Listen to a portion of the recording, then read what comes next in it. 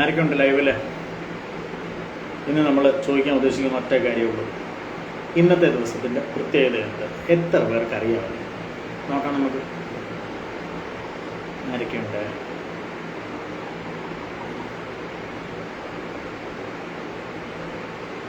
Hi. ഇന്ന് നമ്മൾ വേറൊന്നുമല്ല, ഇന്നത്തെ ദിവസത്തിൻ്റെ പ്രത്യേകത, ഏവിയേഷനിൽ ഇന്നത്തെ ദിവസത്തിൻ്റെ പ്രത്യേകത ഒന്ന് നോക്കാം. എത്ര പേർക്ക് അറിയാവുന്നു? ആർക്കൊക്കെ അറിയാം? Hi Prince, Shabeeb, Sinan, Gaya. Hi hi, എല്ലാവർക്കും ഹായ്. നിങ്ങൾക്ക് എന്തറിയാം ഇന്നത്തെ ദിവസത്തിനെ കുറിച്ച്? 7th ഓഗസ്റ്റ് ഏവിയേഷനിൽ എന്ത് നടന്നു, അല്ലെങ്കിൽ കേരളത്തിൽ എന്ത് നടന്നു? പറയൂ. ഞാൻ തന്നെ പറയാൻ വേണ്ടി ഇരിക്കണം.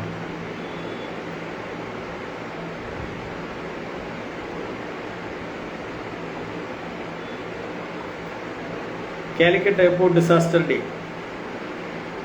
അത്രേ അറിയാം. രാവിലെ ഞാനിട്ട വീഡിയോ കണ്ടുവെന്ന് തോന്നുന്നു. ശരി, ആ ഫ്ലൈറ്റിൻ്റെ നമ്പർ എന്താണ്?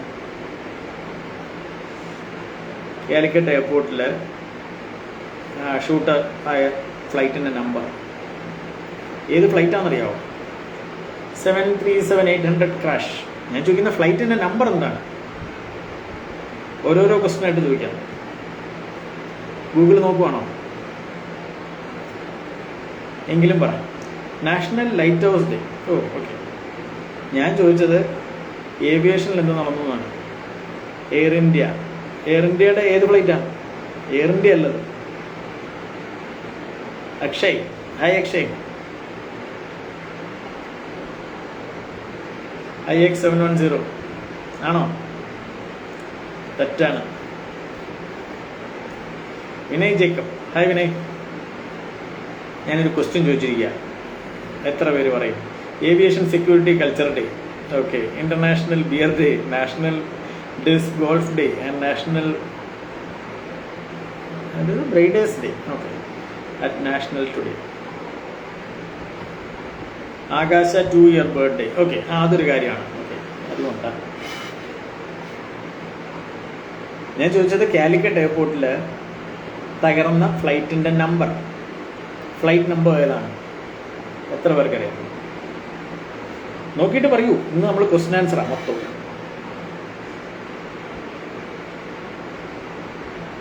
Four years ago. മോനെ, ഞാൻ ചോദിച്ചത് ഒറ്റ ചോദ്യമേ ഉള്ളൂ. തകർന്നു വീണ ഫ്ലൈറ്റിൻ്റെ, കാലിക്കറ്റ് എയർപോർട്ടിൽ തകർന്നു വീണ ഫ്ലൈറ്റിൻ്റെ നമ്പർ.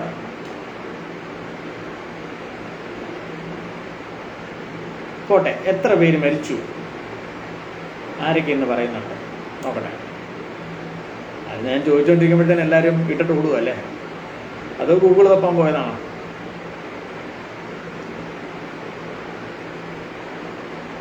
ഗൂഗിളിൽ നോക്കിയാണെങ്കിലും പറയൂ, ഞാൻ തന്നെ പറയാൻ വേണ്ടി ഇരിക്കണ്ട. കാലിക്കറ്റ് എയർപോർട്ടിൽ തകർന്നു വീണ ഫ്ലൈറ്റിൻ്റെ നമ്പർ ഏതാണ്? എത്ര പേര് മരിച്ചു? 2 ക്വസ്റ്റ്യനാണ് ചോദിച്ചത്. IX1344. ഓക്കെ. ഏത് കമ്പനിയുടെ ആയിരുന്നു? 20-something people died. എൻ്റെ ദൈവമേ, 20 പേര് മരിച്ചെന്നാണ് വിചാരിച്ചത്.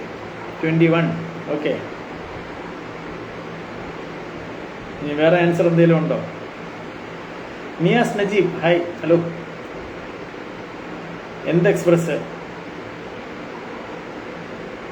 ഫ്ലൈറ്റിൻ്റെ നെയിം ചോദിക്കുമ്പം അതിൻ്റെ പകുതി പറഞ്ഞാലാവത്തില്ല കേട്ടോ. മലബാർ എക്സ്പ്രസ് ആണോ, അതോ ട്രിവാൻഡ്രം എക്സ്പ്രസ് ആണോ, മംഗലാപുരം എക്സ്പ്രസ് ആണോ?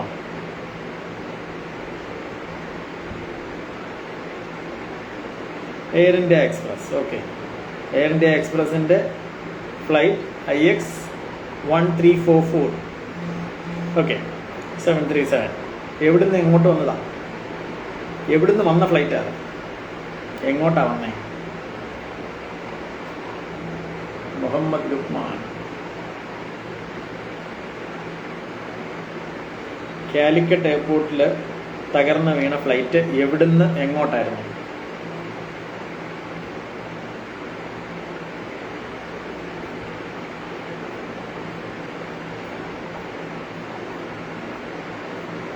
ഇല്ല, 737-800 എന്ന് പറയുന്നത് ബോയിങ്ങിൻ്റെ അതൊരു മോഡലാണ്, എക്യുപ്മെൻറ്റ്.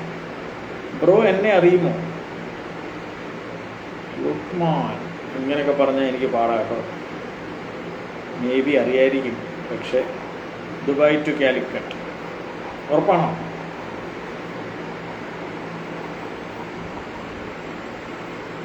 ഉറപ്പാണോ? ദുബായ് ടു കാലിക്കറ്റ് ആണോ? ഞാൻ ഉറപ്പാണോ എന്ന് ചോദിച്ചു കഴിഞ്ഞാൽ പിന്നെ ഡൗട്ടായിരിക്കും അല്ലേ?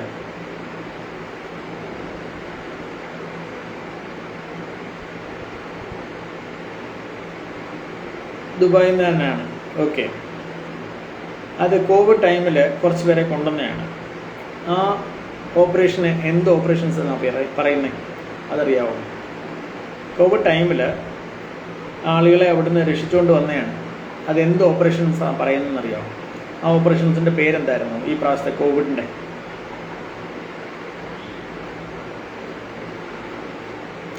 ആൻസർ 2-3 പേരെ പറയുന്നുള്ളൂ. അവരെ എനിക്കൊന്ന് ഗൂഗിൾ നോക്കിയാ പറയുന്നതെന്ന് തോന്നുന്നു. വന്ദേ ഭാരത്.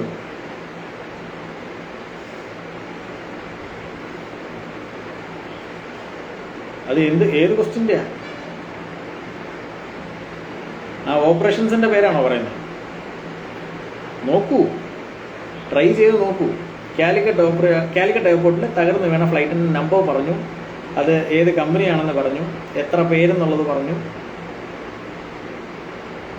വന്ദേ ഭാരത് മിഷൻ. ഓക്കെ.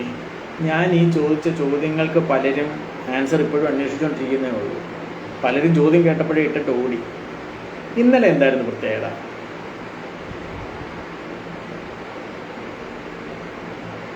ആർക്കെങ്കിലും അറിയാമോ?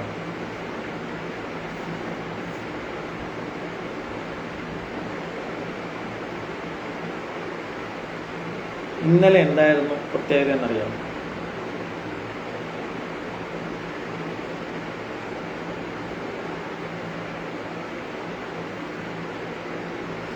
കഴിഞ്ഞ ലൈവിൽ ഞാൻ ഉണ്ടായിരുന്നു, എനിക്ക് ലാസ്റ്റ് മെസ്സേജ് കിട്ടിയില്ല എന്ന് മെസ്സേജ് അയച്ചിരുന്നു. എന്നിട്ട് ബ്രോ പറഞ്ഞു അടുത്ത ലൈവിൽ മെസ്സേജ് അയക്കാനെന്ന്. ഇപ്പം മനസ്സിലായോ? കുവൈറ്റ് എയർപോർട്ടിൽ വർക്ക് ചെയ്യുന്നതാണോ? അത് എന്തായിരുന്നു മെസ്സേജ് ലാസ്റ്റ്? ചോദ്യം ചോദിച്ചോ, ക്വസ്റ്റ്യൻ ചോദിച്ചോ, കുഴപ്പമില്ല, ഞാൻ പറയാം. ഹിരോഷിമ നാഗസാക്കി എന്തോ? ഹിരോഷിമ നാഗസാക്കിയിൽ എന്താണെന്ന്?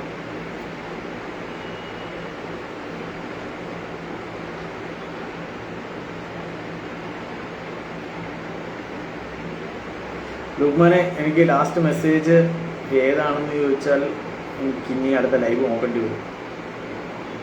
ഏതാണെന്ന് ചോദിക്കാവോ? ക്വസ്റ്റ്യൻ എന്താണെന്ന് ചോദിക്കാവോ?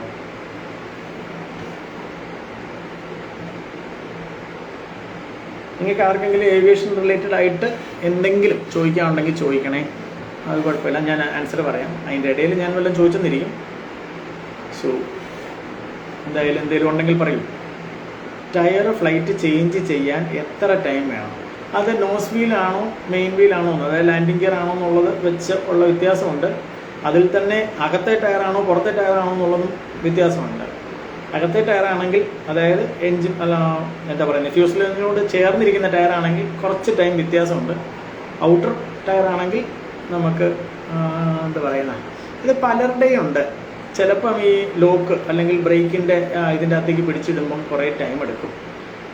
അല്ലാതെ യൂഷ്വലി എനിക്ക് തോന്നുന്നു ഒരു 20 മിനിറ്റ്സിൽ, എഫിഷ്യൻ്റ് ആയിട്ടുള്ളവരാണെങ്കിൽ ഒരു 15 to 20 മിനിറ്റ്സിലൊക്കെ തീരും. പിന്നെ ഈ ടയർ ചേഞ്ച് ചെയ്താൽ മാത്രം പോരാ, അതിൻ്റെ അകത്ത് ലോക്കിംഗ് വയർ ഉണ്ട്, അത് ടൈറ്റ് ചെയ്യണം. അതിൻ്റെയൊക്കെ ഒരിതുണ്ട്.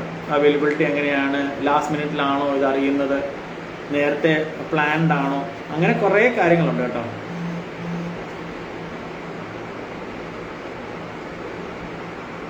അങ്ങനെ പ്രത്യേകിച്ച് നമുക്ക് ടൈം ഒന്നും പ്രഡിക്റ്റ് ചെയ്യാൻ പറ്റത്തില്ല. അത് ഞാനിപ്പം നല്ല അറിയാവുന്ന ആളാണ്, പക്ഷെ കൂടെ ഇങ്ങനെ ആൾക്ക് അറിയത്തില്ല, അല്ലെങ്കിൽ അയാൾക്ക് അറിയാവുന്ന ആളാണ്, എനിക്കറിയത്തില്ല. അങ്ങനെ കുറച്ച് കാര്യങ്ങളുണ്ട്.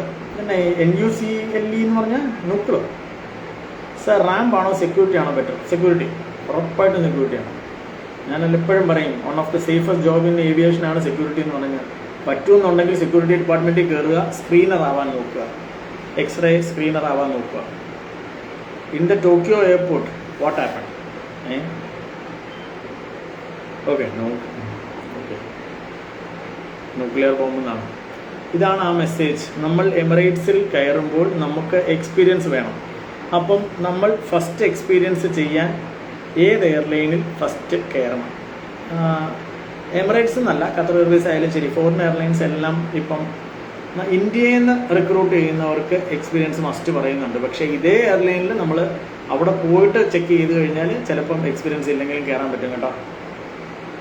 നമുക്ക് ഫസ്റ്റ് ഏത് എയർലൈനിൽ കയറണമെന്ന് വെച്ചാൽ ഏറ്റവും ബെസ്റ്റ് ഇൻഡിഗോ ആണ്. ഇൻഡിഗോ, സ്പൈസ് ജെറ്റ്, ആകാശ അധികം ആളുകളെ എടുക്കുന്നില്ല. സ്പൈസ് ജെറ്റും ഇൻഡിഗോയും ആണ് കൂടുതൽ എടുക്കുന്നത്. സ്പൈസ് ജെറ്റിൽ സെക്യൂരിറ്റി ആയിട്ടാണ് കൂടുതൽ എടുക്കുന്നത്. ഇൻഡിഗോയിൽ എല്ലാം എടുക്കും, റാമ്പ് എടുക്കും. AOCS എന്ന് പറയും, airport operations and customer service.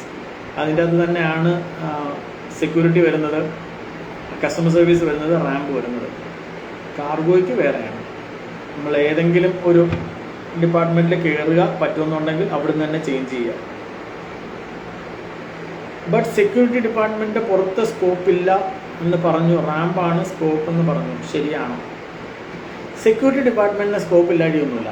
Security ഡിപ്പാർട്ട്മെൻറ്റിൽ എവിടെയാണെങ്കിലും സ്കോപ്പ് ഉണ്ട്. സെക്യൂരിറ്റി ഡിപ്പാർട്ട്മെൻറ്റിൽ കയറി നമുക്കൊരു 1 year എക്സ്പീരിയൻസ് ഉണ്ടെന്നുണ്ടെങ്കിൽ നമുക്ക് ക്രൂസ് ഷിപ്പിൽ വരെ പോകാം. ഷിപ്പിലൊക്കെ നല്ല സാലറിയാണ്. എയർലൈനിൽ സ്കോപ്പ്, സെക്യൂരിറ്റിക്ക് സ്കോപ്പില്ല എന്ന് പറഞ്ഞ് അവനെ ആദ്യം അടിക്കണം. കാര്യം എന്ന് പറഞ്ഞാൽ സെക്യൂരിറ്റി എപ്പോഴും ഡയറക്റ്റ് എയർലൈൻ ആയിരിക്കും. എയർലൈൻ സ്റ്റാഫിന് മാത്രമേ സെക്യൂരിറ്റി നോക്കാൻ പറ്റത്തുള്ളൂ. എയർലൈൻ അല്ലെങ്കിൽ എയർപോർട്ടിലെ സെക്യൂരിറ്റി, എയർലൈൻ സെക്യൂരിറ്റി ഏത് എയർലൈൻ ആണെങ്കിലും വേറൊരു എയർലൈൻ്റെയോ അല്ലെങ്കിൽ ആ എയർലൈൻ്റെയോ സെക്യൂരിറ്റിക്ക് മാത്രമേ ആ ഫ്ലൈറ്റ് ഹാൻഡിൽ ചെയ്യാൻ പറ്റത്തുള്ളൂ. ട്രെയിൻ ജോബ് കഴിഞ്ഞ് പിന്നെ ഓൺലൈനിൽ ജോബ് കിട്ടുന്ന ഉറപ്പുണ്ട്. അത് മനസ്സിലായില്ല. ട്രെയിൻ ജോബ് കഴിഞ്ഞ് പിന്നെ ഓൺലൈനിൽ ജോബ് കിട്ടുന്ന ഉറപ്പുണ്ടോ? എന്തിനെ കുറിച്ചാണ് പറഞ്ഞത്?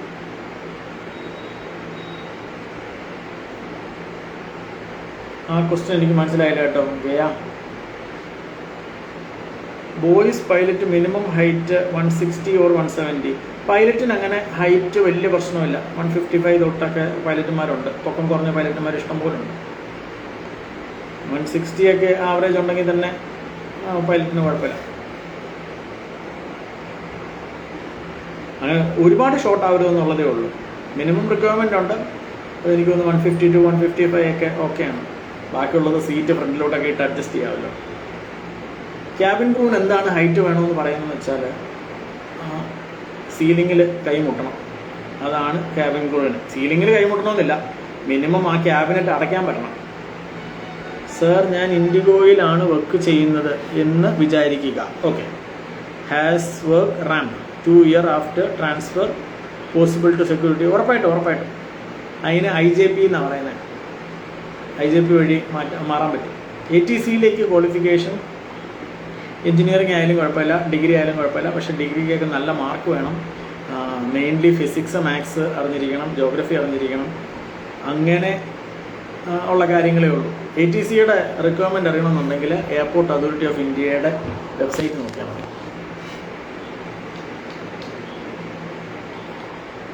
സോറി, അത് ട്രെയിനിങ് പൈലറ്റ് ജോബ് കഴിഞ്ഞ് എയർ കമ്പനിയിൽ ജോലി കിട്ടുമോ എന്നാണ് ചോദിച്ചത്.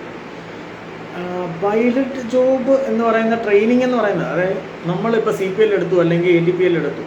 അപ്പോൾ അത് എന്ന് പറഞ്ഞാൽ ജസ്റ്റ് ലൈസൻസ് മാത്രമേ എടുത്തിട്ടുള്ളൂ, നമുക്ക് ജോലി ആയില്ല. നമ്മളവിടെ ഒരു പൈലറ്റ് ആയിട്ടില്ല. നമുക്ക് പൈലറ്റ് ലൈസൻസ് എടുത്തു. നമുക്കിപ്പം ഡ്രൈവിംഗ് ലൈസൻസ് ഉണ്ടെന്ന് പറഞ്ഞ് നമ്മളൊരിക്കലും ഡ്രൈവർ ആവത്തില്ല. ഡ്രൈവറായിട്ട് ജോലി കിട്ടിയാൽ മാത്രമേ ഡ്രൈവർ ആവത്തുള്ളൂ, എപ്പോഴും ഓർക്കുക. അപ്പം എയർലൈൻ കമ്പനിയിൽ ജോലി കിട്ടണമെന്നുണ്ടെങ്കിൽ നമ്മൾ നല്ലതായിട്ട് ഹാർഡ് വർക്ക് ചെയ്യണം. മാത്രമല്ല പൈസ ഒരുപാട് കെട്ടിവെക്കാനുമുണ്ട്. എനിക്ക് നിങ്ങളിൽ നിന്നും കുറേ ഏവിയേഷൻ അറിവ് കിട്ടുന്നത്, ഞാനും 100% ഒന്നും ഇതൊന്നുമല്ല. നമുക്ക് അറിയേണ്ട കാര്യങ്ങൾ നമ്മൾ ചോദിച്ച് മനസ്സിലാക്കി പഠിക്കുക. അത് ആരോടൊന്നാണെന്നില്ല, എന്നോട് തന്നെ ചോദിക്കണമെന്നൊന്നുമില്ല. എത്രയോ പേരെ പരിചയപ്പെടാം. ഞാനൊക്കെ ആവശ്യം വന്നു കഴിഞ്ഞാൽ നമ്മുടെ ഫ്രണ്ട്സ് അല്ലെങ്കിൽ ഒരുപാട് പേരെ പരിചയപ്പെട്ടൊക്കെ ഓരോ കാര്യങ്ങൾ ചെക്ക് ചെയ്യുന്നുണ്ട്. അപ്പം നിങ്ങളും ഇത് ചെയ്യുക, ഉറപ്പായിട്ടും നിങ്ങൾക്കും ഗ്രോ ചെയ്യാൻ പറ്റും. എക്സ്പെഷ്യലി ഞാൻ പറയുന്നത് എൻട്രി ലെവൽ അല്ലെങ്കിൽ ഫ്രഷേഴ്സ് എന്ന് പറയുന്ന ഒരു കാറ്റഗറിയാണ്. നിങ്ങൾക്ക് കാര്യങ്ങൾ അറിയില്ല, ഓക്കെ, നിങ്ങൾക്ക് അറിയാമെന്ന് ഞാൻ ഒരിക്കലും പറയുന്നില്ല, അത് ഒരു കമ്പനിയും പറയുന്നില്ല. പക്ഷെ നിങ്ങൾ എത്രത്തോളം പഠിക്കുന്നു എന്നുള്ളത് നിങ്ങൾ നോക്കണം. അത് വെച്ചാണ് നിങ്ങളുടെ ലൈഫിൽ ഓരോ ടേണിംഗ് പോയിന്റ്സ് വരുന്നത്. നമ്മളിപ്പം നമ്മൾ ഇത്രയും ക്വാളിഫൈഡ് ആണ്, നമ്മൾ BBA പഠിച്ചു അല്ലെങ്കിൽ ഡിപ്ലോമ പഠിച്ചു എന്ന് വെച്ച് വീട്ടിലിരുന്ന് കഴിഞ്ഞാൽ ഒരു കാലത്തും നമുക്ക് ജോലി കിട്ടത്തില്ല. നമ്മൾ ഇറങ്ങി തിരിയണം. ഞാൻ എപ്പോഴും പറയും, പോയി ഇൻ്റർവ്യൂ അറ്റൻഡ് ചെയ്യും. ഇൻ്റർവ്യൂ അറ്റൻഡ് ചെയ്യുന്നതെന്ന് പറഞ്ഞാൽ നമ്മൾ പോയി ഫീൽ ദാറ്റ് പ്രഷർ. അവിടെ പോയി എന്താണ് ഇൻ്റർവ്യൂ ഹോളിൽ നടക്കുന്നത്, അത് നമുക്ക് കിട്ടുമോ കിട്ടാതിരിക്കുമോ അത് പിന്നത്തെ കാര്യമാണ്. നമ്മൾ പോയി ആ ഒരു ഇത് എക്സ്പീരിയൻസ് ചെയ്തിട്ട് വരണം. എങ്കിൽ ഉറപ്പായിട്ടും നിങ്ങൾക്ക് ഓരോ ലെവലായിട്ട് നിങ്ങൾക്ക് അപ്പ് ചെയ്യാൻ പറ്റും. നിങ്ങൾ ഒരു ഇൻ്റർവ്യൂവിന് പോയിട്ട് അവിടെ അത് കിട്ടിയില്ലെന്ന് വെച്ചോ, നിങ്ങളവിടെ സങ്കടപ്പെടേണ്ട കാര്യമേ ഇല്ല. നിങ്ങൾ ശരിക്കും പറഞ്ഞാൽ എന്തിനാണ് സങ്കടപ്പെടുന്നത്? നിങ്ങൾ ഫ്രഷറാണ്, അവിടെ കുറച്ച് എക്സ്പീരിയൻസ് ഉള്ളവരെ എടുക്കുന്നു. പക്ഷേ നിങ്ങൾ പോയിട്ട് ഫസ്റ്റ് റൗണ്ടിൽ, ഞാൻ കഴിഞ്ഞ ദിവസം പറഞ്ഞു, ഫസ്റ്റ് റൗണ്ടിൽ നിങ്ങൾ ഔട്ടായി. അത് എന്തുകൊണ്ടാണ് ഔട്ടായെന്നുള്ളത് നമ്മൾ മനസ്സിലാക്കണം. നമ്മൾ മറ്റവരെ ബ്ലെയിം ചെയ്യും. എപ്പോഴും സംഭവിക്കുന്നതെന്ന് പറഞ്ഞാൽ എനിക്ക് കിട്ടാഞ്ഞത് അവൻ കാരണമാണ്. അല്ല, അതാണ് അവസാനം നമ്മളെ തന്നെ പറഞ്ഞു വിശ്വസിപ്പിക്കുന്നത്. അങ്ങനെയല്ല. എനിക്കിപ്പം 14 വയസ്സേ ഉള്ളൂ. അയ്യോ, എൻ്റെ മോക്കും 14 വയസ്സേ ഉള്ളൂ. എൻ്റെ മോക്ക് 15 വയസ്സായി. കുറച്ചും കൂടെയൊക്കെ വളരാനുണ്ട്. വളർന്നു കഴിഞ്ഞാൽ ഉറപ്പായിട്ടും കയറി വരാം. ഓക്കെ, ഞാൻ ഇൻ്റർവ്യൂവിൻ്റെ കാര്യം പറഞ്ഞു വന്നത്, ഫസ്റ്റ് റൗണ്ടിൽ നമ്മൾ പുറത്തായി അടുത്ത പ്രാവശ്യം പോകുമ്പം ഒരു കാരണവശാലും ഫസ്റ്റ് റൗണ്ടിൽ പുറത്താവണം എന്ന് വിചാരിച്ച് പോകരുത്. നമുക്ക് മാക്സിമം നമ്മളുടെ ലെവൽ അപ്പ് ചെയ്ത് എന്താണ് അവിടെ നടക്കുന്നതെന്ന് പഠിക്കുക. ഓക്കെ, മേ ബി സെക്കൻഡ് ടൈമിലും നമ്മൾ ഫസ്റ്റ് റൗണ്ടിൽ പുറത്തുപോയി. ഉറപ്പായിട്ടും നിങ്ങൾ മനസ്സിലാക്കേണ്ട ഒരു കാര്യം, അത് നിങ്ങളുടെ കുഴപ്പം കൊണ്ട് മാത്രമാണ്. അത് കുഴപ്പമെന്ന് ഞാൻ പറയുന്നില്ല. എപ്പോഴും ഓർക്കണം, 100 പേര് ഇൻ്റർവ്യൂവിന് വന്നു, നമുക്ക് 2 പേരെ മതി. ഇൻ്റർവ്യൂ പാനലിന് 98 പേരെ ഒഴിവാക്കണം. അതിനെന്തെങ്കിലും ഒരു റീസൺ കണ്ടുപിടിക്കണം. അതിൽ നമ്മൾ പെടാതിരിക്കാൻ നോക്കുക. നമ്മൾ അത്ര ഓർത്താൽ മതി. നമ്മൾ ആ 98ൻ്റെ അകത്ത് നമ്മൾ പെടാതിരിക്കാൻ നോക്കുക. നമുക്ക് പെട്ടു എന്നുണ്ടെങ്കിൽ അവരൊരു റീസൺ പറയും. അപ്പോൾ അവരുടെ അടുത്ത് പോയിരുന്ന ജസ്റ്റിഫിക്കേഷൻ ഒന്നും പറയേണ്ട കാര്യമില്ല. പക്ഷെ അടുത്ത പ്രാവശ്യം പോകുമ്പം ആ ഒരു കാര്യം നമ്മൾ പഠിച്ചിട്ട് പോവുക കേട്ടോ. ഇൻഡിഗോയിൽ ആണ് ജോബ് ചെയ്യുന്നത്. ബാഗേജ് ആൻഡ് സെക്യൂരിറ്റി ഒരു 1 ഇയർ കഴിഞ്ഞു. ഇറങ്ങി പുറത്തേക്ക് എയർലൈൻസിൽ കിട്ടാൻ ചാൻസ് ഉണ്ടാവുമോ? 1 ഇയർ എക്സ്പീരിയൻസ് വെച്ച് ഉള്ള ഒരു വേക്കൻസി ആണെങ്കിൽ ഉറപ്പായിട്ടും നിങ്ങൾക്ക് കിട്ടും. പിന്നെ 2 ഇയർ എക്സ്പീരിയൻസ് ഉള്ള ഒരു വേക്കൻസി ആണെന്നുണ്ടെങ്കിൽ, ഓട്ടോ റിജക്റ്റ് ആയില്ല എന്നുണ്ടെങ്കിൽ, അതായത് സിസ്റ്റത്തിൽ ഓട്ടോ റിജക്റ്റ് ആയില്ല എന്നുണ്ടെങ്കിൽ, നിങ്ങൾക്ക് ഇൻ്റർവ്യൂ ടൈമിൽ ഇൻ്റർവ്യൂ പാനലിനെ പറഞ്ഞ് മനസ്സിലാക്കാം, നമുക്കിങ്ങനെ കുറച്ച് കാര്യങ്ങൾ അറിയാം, അതായത് നമുക്ക് ഇന്ന എക്സ്പീരിയൻസ് ഉണ്ട്. നമുക്ക് പേപ്പറിൽ എക്സ്പീരിയൻസ് അല്ല, നമുക്ക് നോളജ് ഉണ്ടോ എന്നുള്ളത് നോക്കും. ഉറപ്പായിട്ടും അവർ നോക്കും. അത് വെച്ച് നിങ്ങൾക്ക് ക്ലെയിം ഒരു ബാർഗെയിൻ ചെയ്ത് അല്ലെങ്കിൽ നെഗോഷിയേറ്റ് ചെയ്ത് നിങ്ങൾക്ക് കയറാം. Ebin hi. Samad bin Salam hi. Ebin how are you? എനിക്ക് അങ്ങോട്ടും ചോദിക്കാനുള്ള എന്തൊക്കെയുണ്ട് വിശേഷം? എനിക്ക് സുഖം. ജോലി കഴിഞ്ഞ് കുറച്ച് വർക്കൗട്ട്സ് ഒക്കെ കഴിഞ്ഞിട്ട് വന്നതാണ്. അപ്പം ഞാനിങ്ങനെ ഇന്നത്തെ ദിവസത്തിൻ്റെ പ്രത്യേകത എന്താണെന്ന് ഇങ്ങനെ ചോദിച്ചുകൊണ്ടിരിക്കുകയായിരുന്നു. ആർക്കൊക്കെ അറിയാം? ആദ്യം ആൻസർ പറഞ്ഞവർ പറയണ്ട. ആർക്കൊക്കെ അറിയാം ഇന്നത്തെ ദിവസത്തിൻ്റെ പ്രത്യേകത?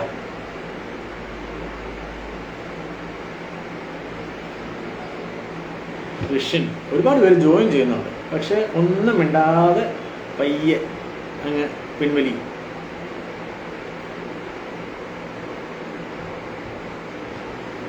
സലൂപ്പി,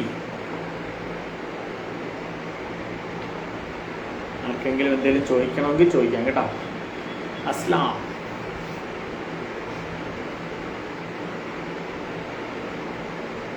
അപ്പം എല്ലാവരോടും എനിക്ക് പറയാനുള്ള ഒറ്റ കാര്യമുള്ളൂ, നിങ്ങൾ പോയി ഇൻ്റർവ്യൂസ് അറ്റൻഡ് ചെയ്യുക.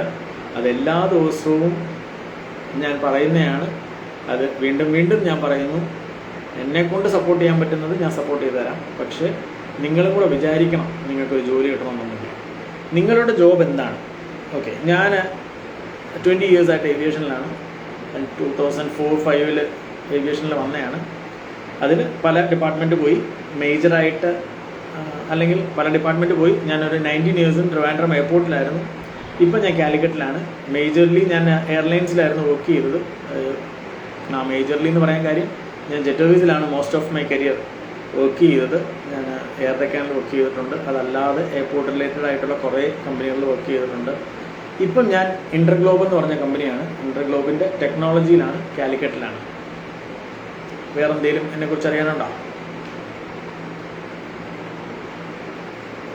വോയിസ് ക്ലിയർ ആണോ? ഞാനൊരു ഇയർഫോൺ വെച്ചാണ് സംസാരിക്കുന്നത്. പുതിയ ഇയർഫോണാണ്.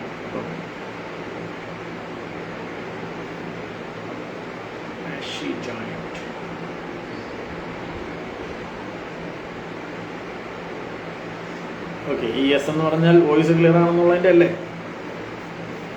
എന്നെക്കുറിച്ച് വേറെ എന്തെങ്കിലും ചോദിക്കാണ്ടോ? Muhammad Safan. Okay, thank you. നിങ്ങൾ എന്നെക്കുറിച്ച് അറിയല്ല, നിങ്ങൾ നിങ്ങളെക്കുറിച്ച് അറിയണം എപ്പോഴും. അത് എങ്കിൽ മാത്രമേ നമുക്ക് എന്താ ഒരു സെൽഫ് ഇൻട്രഡക്ഷൻ പറയുമ്പോഴാണെങ്കിലും ശരി, നമുക്ക് ആ ഒരു ഫ്ലോ മിസ്സാവരുത്. അത് നമ്മളെ അറിയാൻ മേലാത്തതുകൊണ്ടാണ്, അല്ലെങ്കിൽ അറിയുന്നില്ല. അതുകൊണ്ടാണ് ഒരു സെൽഫ് ഇൻട്രഡക്ഷൻ്റെ ടൈമിൽ, ഇൻ്റർവ്യൂ ടൈമിൽ, സെൽഫ് ഇൻട്രഡക്ഷൻ്റെ ടൈമിൽ നമുക്ക് ആ ഫ്ലോ പോകുന്നത്. നമ്മൾ കാണാതെ പഠിച്ചിട്ട് പോകും. My name is Jeril George Thomas, I am coming from Trivandrum, I am having qualification of this എന്താ ഫാമിലി ബാക്ക്ഗ്രൗണ്ട് പറയും. പിന്നെന്താ പറയുക, ഫ്ലൈറ്റ് റഡാർ ഉപയോഗിക്കാറുണ്ട്. അയ്യോ, ഇനി ഏവിയേഷനിലാണ് ജോലി എന്നുണ്ടെങ്കിൽ ഫ്ലൈറ്റ് റഡാറാണ് പകുതി ടൈം. അത് വെച്ചാണ് എല്ലാം. ഫ്ലൈറ്റ് റഡാറുണ്ട്, പ്ലെയിൻ സ്പോട്ടറുണ്ട്, രണ്ടും ഞാൻ ഉപയോഗിക്കാറുണ്ട്. ചേട്ടാ, flight plan sheet done by manually or it's digital? Flight plan manually ആണെന്ന് വെച്ചാൽ മാനുവലി ആദ്യം എൻട്രി ഇതെല്ലാം എടുത്ത് അത് പിന്നെ ഡിജിറ്റലാക്കും. ഇപ്പോൾ എല്ലാവരും ഡിജിറ്റലാണ്. അത് ചെയ്യുന്നവരാണ് ഡെസ്പാച്ചേഴ്സ്. സാർ, ഏവിയേഷനിലെ ഹയസ്റ്റ് ജോബ് എന്താണ്? അങ്ങനെയൊന്നുമില്ല. ഓരോ ഡിപ്പാർട്ട്മെൻറ്റിലും പല ടൈപ്പുണ്ട്.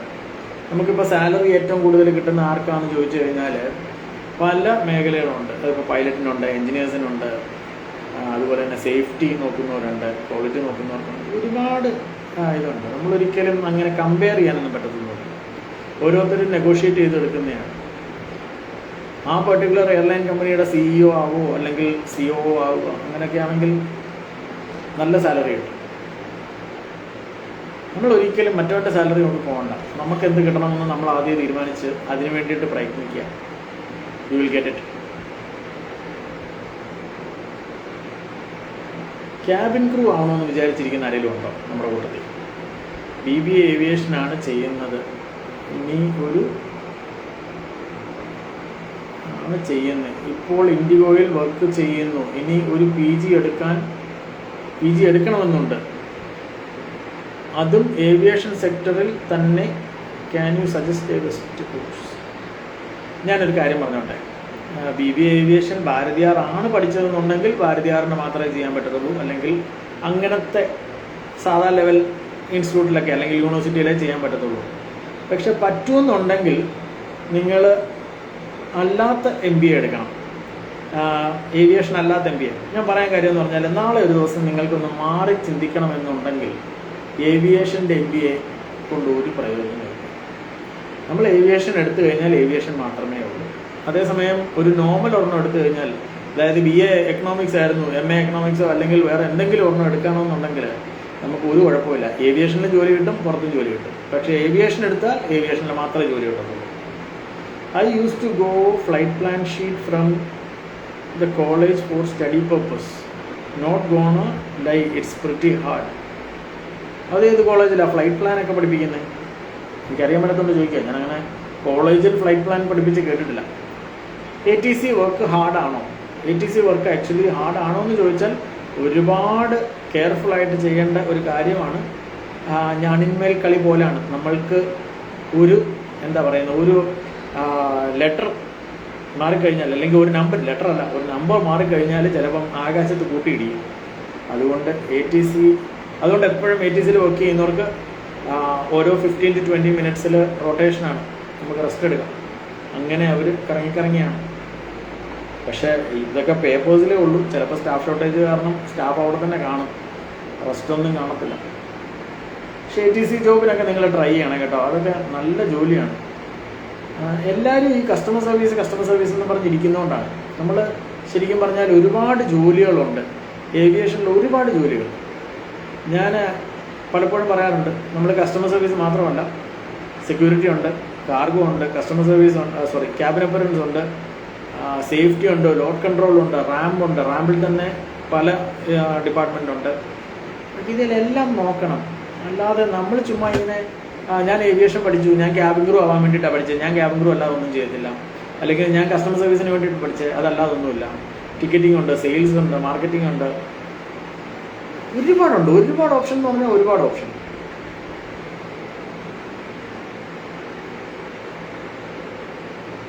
അതുകൊണ്ട് എല്ലാ ജോലിക്കും നമ്മൾ ഇത് ചെയ്യണം. കോമൺലി നമ്മൾ ഇൻ്റർവ്യൂസ് കാണുന്നത് കസ്റ്റമർ സർവീസിന് തന്നെ ആയിരിക്കും. കാരണം എന്തുകൊണ്ടാണെന്ന് പറഞ്ഞാൽ കസ്റ്റമർ സർവീസ് കുറച്ച് നാൾ കഴിയുമ്പോൾ നമുക്ക് മടുക്കും. അതുകൊണ്ടാണ്. അപ്പോൾ ഒരു സൈഡിൽ നിന്ന് കയറുക, ഒരു സൈഡിൽ നിന്ന് ഇറങ്ങി പോവുക, അതാണ് സംഭവിച്ചുകൊണ്ടിരിക്കുന്നത്. Boeing or Airbus is the best. അച്ഛനാണോ അമ്മയാണോ ബെസ്റ്റ് എന്ന് ചോദിക്കുന്നില്ല, രണ്ടും വേണം നമുക്ക്. പിന്നെ ഉണ്ട് ബൊംബാർഡിയർ ഉണ്ട്, എംപറർ ഉണ്ട്, സെസ്നയുണ്ട്, ഇഷ്ടംപോലെ ഉണ്ട്. അതിൻ്റെ അകത്ത് ഏത് വേണമെന്നൊക്കെ ചോദിച്ചു കഴിഞ്ഞാൽ പാടാം. നമുക്ക് ജോലി കിട്ടുന്ന ഏത് കമ്പനിയിലാണോ നമ്മൾ അവിടെ കയറുക. സ്ക്രീനിങ്ങിനെ കുറിച്ച് പറയുമോ? ഏത് സ്ക്രീനിങ്ങാണ്? എക്സ്റേ ആണോ?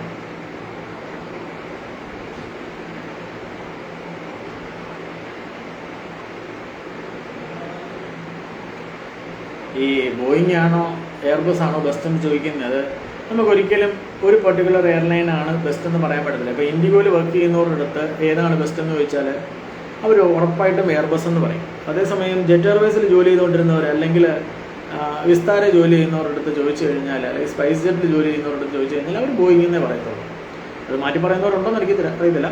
മോസ്റ്റ്ലി കാരണം അവർ കണ്ടിരിക്കുന്നത് എയർബസ് ആണ്. അവർക്ക് ബോയിങ്ങിൽ എയർബസിൽ ജോലി ചെയ്യുന്നവർക്ക് ബോയിങ്ങിൽ കയറി കഴിഞ്ഞാൽ പെട്ടെന്നൊന്നും കുറേ സ്ക്രീനിങ് ജോബ് ഉണ്ടോ? എക്സ്റേ സ്ക്രീനിങ്ങിൻ്റെ കാര്യമാണോ? അപ്പോൾ അതുകൊണ്ട് അങ്ങനത്തെ ചോദ്യം, ഏതാണ് ബെസ്റ്റ്, നീയാണോ ഞാനാണോ ബെസ്റ്റ് എന്നൊക്കെ ചോദിക്കുന്നവരേ ഉള്ളൂ. അങ്ങനൊന്നും ഒരു കാര്യമില്ല. ATR ഉണ്ട്. അതെ, എക്സ്റേ സ്ക്രീനിങ്ങിൻ്റെ ആണോ കാര്യം ചോദിക്കുന്നത്? എക്സ്റേ സ്ക്രീനിങ് എന്ന് പറഞ്ഞാൽ അതൊരു ക്വാളിഫിക്കേഷൻ തന്നെയാണ്. BCS പോയി നമ്മൾ ആദ്യം ബേസിക് ആപ്സൊക്കെ എടുക്കണം. ബേസിക് ആപ്സൊക്കെ എടുത്തു കഴിഞ്ഞിട്ട് നമ്മൾ എക്സ്റേ സ്ക്രീനേഴ്സിൻ്റെ ട്രെയിനിങ്ങിന് പോകണം. ട്രെയിനിങ്ങിന് പോയി കഴിഞ്ഞിട്ട് കുറച്ച് എന്താ പറയുക, ഓൺ ദ ജോബ് ട്രെയിനിങ് ഒക്കെ കഴിയുമ്പോൾ അവർ അതിൻ്റെ ട്രെയിനിങ് എടുക്കും. പിന്നെ നമ്മൾ അതിൻ്റെ എക്സാം പാസ്സാവണം. അത് എക്സ്റേ സ്ക്രീനേഴ്സ് എന്ന് തന്നെ, എക്സ്റേ BAS സ്ക്രീനർ എന്ന് തന്നെ വരുന്നത്. അത് 2 വർഷം വാലിഡാണ്. ബ്രോ എവിടെയാണ് വർക്ക് ചെയ്യുന്നത്? ഞാൻ ഇന്റർഗ്ലോബൽ എന്ന് പറഞ്ഞ കമ്പനിയിലാണ് വർക്ക് ചെയ്യുന്നത് ആസ് സീനിയർ റിലേഷൻഷിപ്പ് മാനേജർ. ഇപ്പോൾ കാലിക്കറ്റിലാണ്. നോഫൽ രചന, ഹായ്. ഇനി ചോദിക്കൂ, എന്താ ചോദിക്കാനുള്ളത്? In India and what about other countries? അതെന്തിൻ്റെ? എൻ്റെ മക്കളെ, നിങ്ങൾ ഈ ഒരു ചോദ്യത്തിന് ഒരേ ചോദ്യത്തിന് നിങ്ങൾ ആൻസർ പറയുവാണെന്ന് വെച്ചോ, അല്ലെങ്കിൽ അടുത്ത ചോദ്യം ചോദിക്കാമെന്ന് വെച്ചോ, പക്ഷേ എന്തിൻ്റെ ആണെന്നുള്ളത് സ്പെസിഫൈ ചെയ്ത് പറഞ്ഞില്ല എന്നുണ്ടെങ്കിൽ ഞാൻ പിന്നെ ഇതെല്ലാം പോയി നോക്കണം. ഇപ്പോൾ ആൻസിഫ് ചോദിച്ചിരിക്കുന്നത് in India and what about other countries, എന്ത്? അൻസിഫ് ഇതിന് മുന്നേ എന്താ ചോദിച്ചത്? കാണുന്നില്ലല്ലോ അൻസിഫെ, കാണുന്നില്ല. അൻസിഫ് തന്നെ പറ, എന്താണ് ആ question? Boeing and Airbus both are best. Airbus is little bit advanced for pilots. അങ്ങനെ ഒരിക്കലും പറയാൻ പറ്റത്തില്ല. നിങ്ങൾ എല്ലാ ഫ്ലൈറ്റും കണ്ടിട്ടില്ലാത്തതുകൊണ്ടാണ്. നിങ്ങൾ എക്സ്പേർട്സ് പറയുന്നത് വെച്ച് നോക്കിക്കഴിഞ്ഞാൽ നമുക്ക് അങ്ങനെ, ഇപ്പം ഞാൻ ഓടിക്കുന്നത് ടാറ്റ കാറാണ്. ഞാൻ ഐ വാസ് സോ ഹാപ്പി. നെക്സോണും ഉണ്ടായിരുന്നു, പഞ്ചുണ്ട് ഇപ്പോൾ. ഓക്കെ. അതേസമയം വേറൊരാൾ ഓടിക്കുന്നത് മാരുതി കാറാണ്. പുള്ളിക്ക് സ്വിഫ്റ്റാണുള്ളത്, അല്ലെങ്കിൽ ഒരു ഗ്രാൻഡ് വിറ്റാരോ എവറസ്റ്റ് ആണുള്ളത്. അവരതാണ് കൊള്ളാമെന്ന് പറയും, ഞാനിതാ കൊള്ളാമെന്ന് പറയും. അതേ ഉള്ളൂ വ്യത്യാസം. ഞാനൊരിക്കലും ഇന്നതാണ് നല്ലതെന്നൊന്നും പറയത്തൊന്നുമില്ല. ഞാനിപ്പോൾ രണ്ടിലും പോയിട്ടുണ്ട്, രണ്ടിൻ്റെയും വൈറ്റ് ബോർഡിൽ കയറിയിട്ടുണ്ട്. ATCക്ക് എയർപോർട്ട് അതോറിറ്റി അണ്ടർ ആണോ സെലക്ഷൻ? അതെ, എയർപോർട്ട് അതോറിറ്റി വഴിയാണ് ATC. ഈവൻ പ്രൈവറ്റ് എയർപോർട്ട്സ് എന്ന് പറഞ്ഞാലും ATC ഹാൻഡിൽ ചെയ്യുന്നത് ഇപ്പോഴും എയർപോർട്ട് അതോറിറ്റി തന്നെയാണ്. ഇതായിരുന്നു ക്വസ്റ്റ്യൻ. അപ്പം ക്വസ്റ്റ്യൻ എന്തായിരുന്നു നോക്കട്ടെ. In India and what about other countries? ATC നല്ല സ്കോപ്പുള്ള കാര്യമാണ്. ATCക്ക് മെഡിക്കലിയും നമ്മൾ ഫിറ്റ് ആയിരിക്കണം.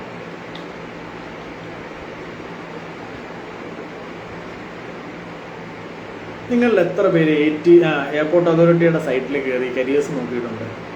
ഇല്ലെങ്കിൽ ട്രിവാൻഡ്രത്താണെങ്കിൽ അദാനിയുടെ ഓഫീസിൽ പോയി വേക്കൻസി തിരക്കിയിട്ടുണ്ട്. കൊച്ചിയിലാണെങ്കിൽ സിയാലിൻ്റെ ഓഫീസിൽ പോയി തിരക്കിയിട്ടുണ്ട്. ഒരുപാട് സബ് കമ്പനീസിൽ അവിടെ വേക്കൻസീസ് ഉണ്ട്. പലരും അറിയുന്നില്ല. എന്താ അറിയാത്തതെന്ന് പറഞ്ഞാൽ ആരും തിരക്കി ചെല്ലാത്തതുകൊണ്ട് അവർ തന്നെ പറയും, അവിടെ വർക്ക് ചെയ്യുന്നവരുടെ പറയും, അറിയാവുന്നവരുണ്ടെങ്കിൽ പറഞ്ഞേക്ക്, നമുക്കിവിടെ വേക്കൻസി ഉണ്ട്, ഫില്ല് ചെയ്യണം. സിമ്പിളായിട്ട് പറഞ്ഞാൽ റെക്കമെൻഡേഷന് വേണ്ടിയിട്ട് നമ്മൾ തിരക്കാത്തത് കാരണം ആരെങ്കിലുമൊക്കെ റെക്കമെൻഡ് ചെയ്ത് കയറും. ഒപ്പീനിയൻ അബൌട്ട് എൻ്റെ മുന്നേ ഞാൻ അതിൻ്റെ അത് കയറിയിട്ടില്ല. 321 XLR ഞാൻ കയറിയിട്ടില്ല. അതുകൊണ്ട് എന്ത് ഒപ്പീനിയൻ പറയാൻ? പേപ്പർ വായിച്ചോ ഗൂഗിൾ കണ്ടോ പറയുന്ന ഒപ്പീനിയൻ അല്ലല്ലോ യഥാർത്ഥത്തിൽ ഒപ്പീനിയൻ എന്ന് പറയുന്നത്. അഭിപ്രായം പറയാൻ ആർക്കും പറ്റും. നിങ്ങൾക്ക് ഇങ്ങനത്തെ ഇൻട്രസ്റ്റ് ഉള്ളവരാണെങ്കിൽ ഞാൻ എൻ്റെ കാര്യം പറയാം. എനിക്ക് എയർബസ് A350 വന്നപ്പം ഞാൻ ആദ്യം കയറി. ഞാൻ കയറിയ സമയത്ത്, അതായത് ഒരു ഫ്ലൈറ്റ് ഷോയിലാണ് കയറിയത്, എയർ ഷോയിലാണ് കയറിയത്. ഓക്കെ, അന്ന് കയറിയ സമയത്ത് എനിക്ക് ഫ്ലൈ ചെയ്യാൻ ഒരു ആഗ്രഹം തോന്നി. ഞാൻ ടിക്കറ്റ് എടുത്തു. ഞാൻ ബാംഗ്ലൂരിൽ നിന്ന് ചെന്നൈക്ക് പോകാൻ വേണ്ടിയിട്ട് ബോംബെ വഴി ടിക്കറ്റ് എടുത്തു. അങ്ങനെ 2 സെക്ടർ ഫ്ലൈ ചെയ്ത് അതുകൊണ്ട് 5 മണിക്കൂർ ഫ്ലൈ ചെയ്തു. നിങ്ങളും ഇതുപോലെയൊക്കെ ചെയ്യണം. നിങ്ങൾക്കും ഇൻട്രസ്റ്റ് ഉണ്ടെങ്കിൽ ആ ഒരു പെർട്ടിക്കുലർ ഫ്ലൈറ്റ് ഏത് സെക്ടറാണ് ഓപ്പറേറ്റ് ചെയ്യുന്നത്, അത് ഇന്ത്യയിലാണെങ്കിൽ, ഞാൻ വെളിയിലെങ്ങും പോയി പറയണമെന്ന് ഞാൻ പറയത്തില്ല, പക്ഷേ ഇന്ത്യയിലാണെങ്കിൽ നിങ്ങൾ ഉറപ്പായിട്ടും ആ ഫ്ലൈറ്റിൽ ഒന്ന് ട്രൈ ചെയ്യണം. നമ്മൾ ഈ 5000 രൂപ 10000 രൂപയൊക്കെ ലാഭിച്ചിട്ടൊന്നും ഒരു കാര്യമില്ല. നമ്മൾ എത്രയോ രൂപ കളയുന്നു.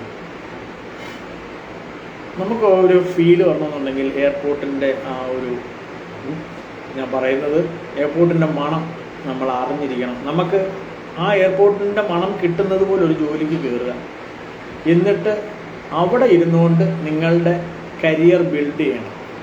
നിങ്ങൾ ഇതിന് മുന്നേ ലൈവിൽ വന്നവർക്ക് അറിയാൻ പറ്റും. ഞാൻ എപ്പോഴും പറയുന്ന എയർപോർട്ടിൽ ഒരു ചായക്കടയിലാണെങ്കിലും കയറണം. അത് ഹോസ്പിറ്റാലിറ്റി ഡിപ്പാർട്ട്മെൻറ്റിലോ, ഞാൻ കഴിഞ്ഞ ദിവസം എമിറേറ്റ്സിൻ്റെ വേക്കൻസി വായിച്ചപ്പോൾ അതിൻ്റെ അകത്ത് പ്രത്യേകമായിട്ട് പറയുന്നുണ്ട് ഹോസ്പിറ്റാലിറ്റി, അതുപോലെ തന്നെ പ്രീമിയം ലോഞ്ചസിൽ, ബിസിനസ് ലോഞ്ചസിൽ, പിന്നെ എവിടെയായിരുന്നു F&Bയിലൊക്കെ എക്സ്പീരിയൻസ് ഉണ്ടെങ്കിൽ കസ്റ്റമർ സർവീസിൽ അപ്ലൈ ചെയ്യാമെന്നാണ് പറയുന്നത്. നമ്മൾ ആക്ച്വലി എങ്ങും ജോലിക്ക് പോകത്തില്ല. ഞാൻ നേരെ എയർലൈൻ്റെ ഇതിലാണ് പോകുന്നത് എന്ന് പറഞ്ഞിരുന്നു കഴിഞ്ഞാൽ വീട്ടിൽ ഇരിക്കത്തേ ഉള്ളൂ. ഞാൻ ഉറപ്പായിട്ട് പറയുന്നു, വീട്ടിൽ ഇരിക്കത്തേ ഉള്ളൂ. വളരെ കുറച്ച് പേർക്ക് അങ്ങനെയുള്ളവർക്കൊക്കെ കിട്ടത്തുള്ളൂ. പ്രൊഫൈൽ 737-800 ആണോ? പ്രൊഫൈൽ 737-800 അല്ല. എൻ്റെ പ്രൊഫൈലിലുള്ള ഫ്ലൈറ്റ് വൈഡ് ബോഡിയാണ്. എൻ്റെ സൈസും ആ എഞ്ചിൻ്റെ സൈസും നോക്കിയാൽ പോയി. എനിക്ക് തോന്നുന്നു എൻ്റെ പ്രൊഫൈലിൽ കാണുന്നത് ഇതാണ്, 777 ആണ്, 777X ആണ്. A321 XLR I saw in Farnborough air show. The flight was amazing. നേരിട്ട് കണ്ടോ വീഡിയോയിൽ കണ്ടോ? ഞാൻ പറയുന്നത് എയർ ഷോയിലൊന്നും പോയി കാണുന്നതല്ല, നമ്മൾ ഫ്ലൈ ചെയ്യാൻ വേണ്ടി കയറണം. ഏവിയേഷൻ പഠിച്ചിട്ട്, ഏവിയേഷനിൽ ജോലി ചെയ്തിട്ട് ഒരു 5 വർഷമായിട്ടും ഒരു ഫ്ലൈറ്റിൽ പോലും കയറാത്തവരുണ്ട്. കയറാത്തവരെന്ന് പറഞ്ഞാൽ ചുമ്മാ എയർപോർട്ടിൽ ജോലിയാണെങ്കിൽ ചുമ്മാ കയറി ഇറങ്ങാം, അങ്ങനെയല്ല, പറക്കാത്തവരുണ്ട്. ഞാൻ എല്ലാവരോടും പറയും, നിങ്ങളുടെ സാലറി വെച്ച് നിങ്ങളും നിങ്ങളുടെ okay I went there for the air show, അങ്ങനെയല്ല, ഹെർസിയാൻ എന്നാണ് പേര്. Okay I am an aerospace engineer. ഞാൻ പറയുന്നത് ഇൻട്രസ്റ്റ് ഉള്ള ഫ്ലൈറ്റിൽ ഫ്ലൈ ചെയ്യണമെന്നാണ് പറയുന്നത്. നമ്മൾ എയർ ഷോയ്ക്ക് പോയി ഞാനും ഒരുപാട് എണ്ണത്തിൽ കണ്ടു, പക്ഷെ അങ്ങനെയല്ല. Here in Heathrow. Oh nice. Aerospace engineering നാട്ടിലാണോ പഠിച്ചത് അതോ UK പഠിച്ചത്? എവിടെയാണ് പഠിച്ചത്? 777X സൂപ്പറാണ്. സൂപ്പറാണോ എന്ന് ചോദിച്ചാൽ ഔട്ടർ ഷെല്ല് മാത്രമേ അങ്ങനെയുള്ളൂ, ബാക്കി അകത്തെല്ലാം വേറെയാണ്. ഞാനൊരു വീഡിയോ ഇട്ടിട്ടുണ്ട്, നോക്കിയാൽ മതി. അതിൻ്റെ അകത്ത് അതൊരു ട്രെയിനിങ് ഫ്ലൈറ്റ് ആയിരുന്നു. അത് പല ടൈപ്പ് ട്രെയിനിങ്സ് അല്ലെങ്കിൽ ചെക്കപ്സ് ഒക്കെ നടത്തിക്കൊണ്ടിരിക്കുകയാണ്. അപ്പം അങ്ങനെ നമുക്ക് കയറാൻ പറ്റി. അതും ഈ പറഞ്ഞ പോലെ എയർ ഷോയ്ക്ക് പോയപ്പോഴാണ്. എയറോനോട്ടിക്കൽ പാലക്കാട് പഠിച്ചാണ്. നീ മനസ്സിലായില്ല, എയറോനോട്ടിക്കൽ പഠിച്ചതാണോ പാലക്കാട്, അതോ ഏത് കോളേജിലാണ് പഠിച്ചത്? Masters in aerospace UK. Okay nice. ഇങ്ങനെയൊക്കെ ഇത് ചെയ്യുന്നവർ വളരെ കുറവാണ്. ഓരോരുത്തർ എയറോനോട്ടിക്കൽ എഞ്ചിനീയറിംഗ് പഠിച്ചിട്ട് അയ്യോ എനിക്ക് ജോലി കിട്ടിയില്ലേ എന്നും പറഞ്ഞ് വേറെ പണിക്ക് പോയവരൊക്കെയാണ്. എന്തായാലും ഹാറ്റ്സ് ഓഫ്. നല്ലതാണ് പഠിച്ച് മുന്നോട്ട് പോകുന്നതിൽ. എനിക്ക് ഭയങ്കര ഇഷ്ടമാണ്. ഓരോരുത്തരെ എങ്ങനെങ്കിലുമൊക്കെ എന്താ പറയുന്നത് ഒരു ജോലി കിട്ടണം, അല്ലെങ്കിൽ നമുക്ക് ആ ഏവിയേഷൻ ഇൻട്രസ്റ്റഡ് ആണ്, അതിലേക്ക് നമ്മൾ തന്നെ ഹാർഡ് വർക്ക് ചെയ്യുന്നത് ഒരു വലിയ കാര്യമാണ്. ബ്രോ, എനിക്ക് ദൂരക്കാഴ്ച കുറവാണ്, പക്ഷേ സ്പെക്സ് ഇട്ടാൽ ക്ലിയർ ആവും. ഇത് പൈലറ്റ് ആവുന്നത് കുഴപ്പമുണ്ടോ? അത് മെഡിക്കൽ റിക്വയർമെൻ്റ് ആണ്, ഞാൻ അതിനെക്കുറിച്ച് അഭിപ്രായം പറയുന്നില്ല. പക്ഷേ സ്പെക്സ് യൂസ് ചെയ്ത് കഴിഞ്ഞാൽ കറക്റ്റ് ചെയ്യാൻ പറ്റുന്ന വിഷനാണെങ്കിൽ കുഴപ്പമില്ല.